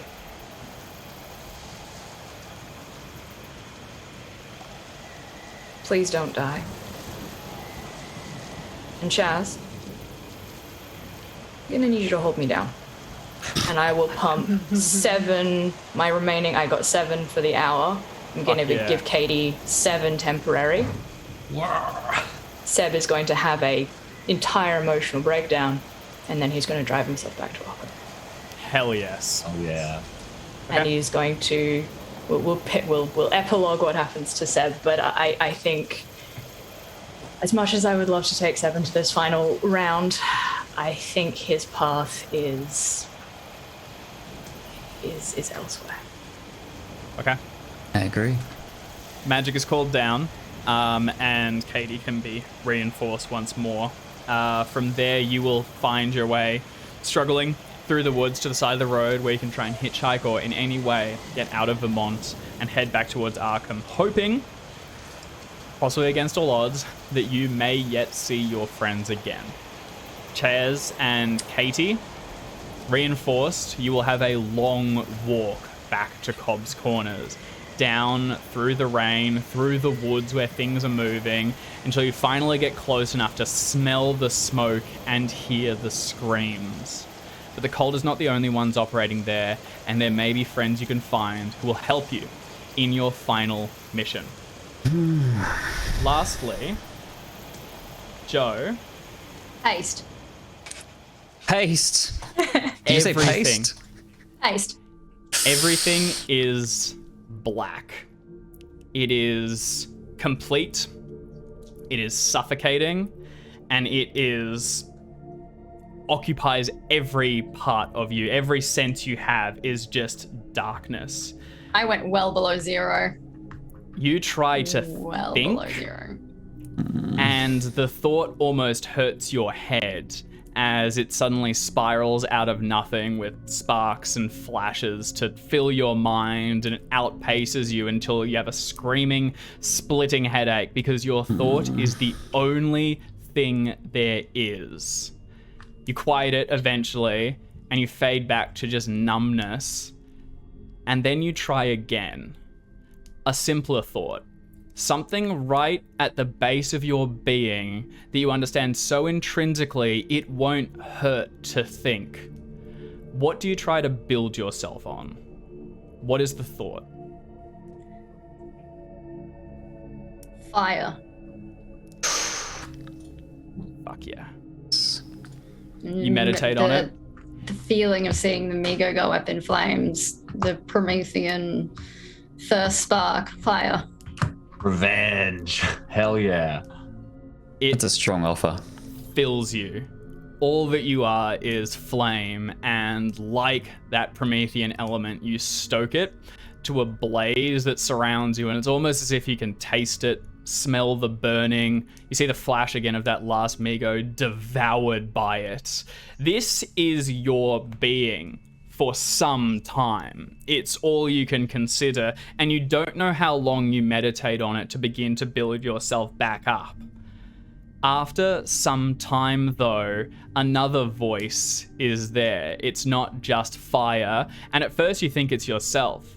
An intrusive thought, a doubt that maybe things could have been differently, but there's something alien to it, and it is not you. It surrounds you at first, like just an all-encompassing headache, and then it begins to pinpoint until it is as if a needle is being driven through your head towards the base of your spine, and it says one thing. Would you like to see the stars?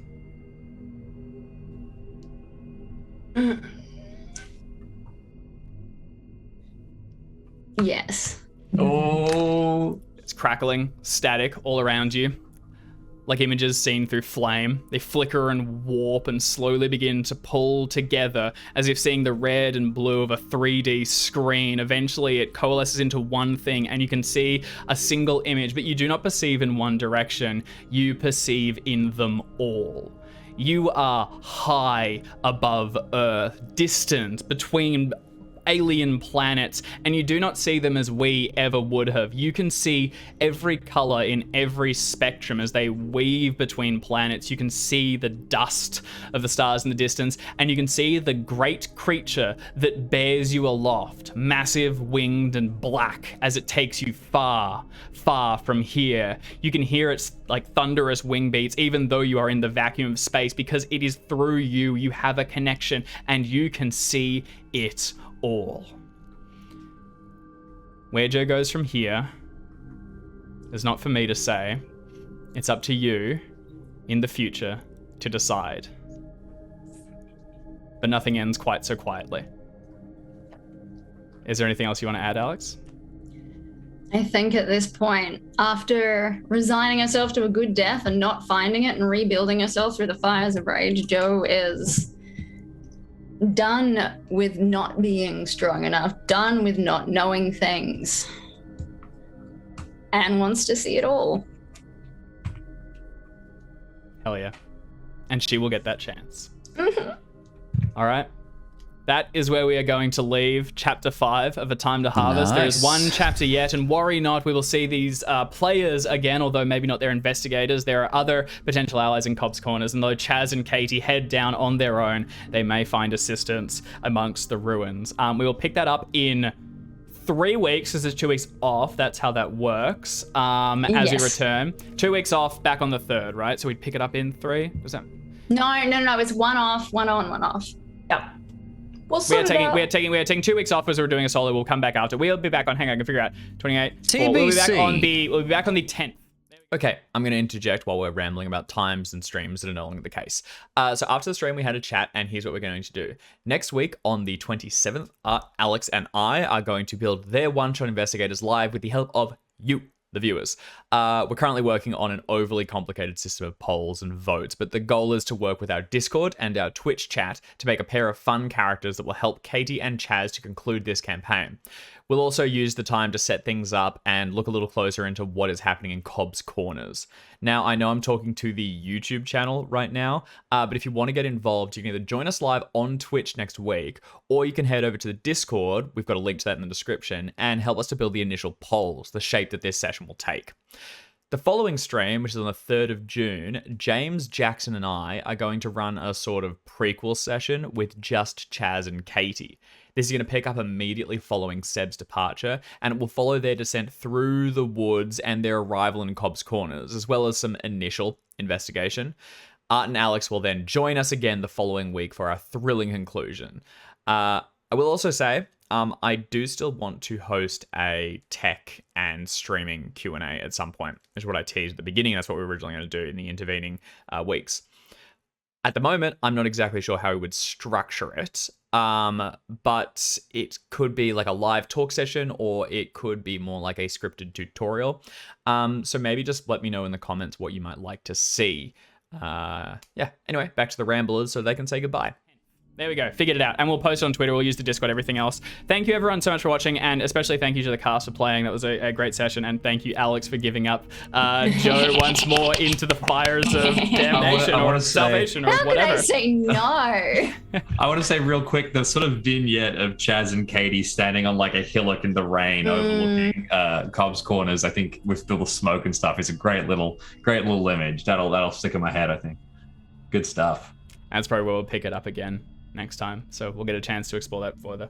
All right, we will leave it here. We will be back there'll be streams the next couple of weeks as we hold down the fort, but in the near future we will be jumping in a new campaign, so more word on that to come. But for the time being, we still have stories to tell here, so we'll see you all next week. Thank you all for playing, thank you all for watching. See you soon.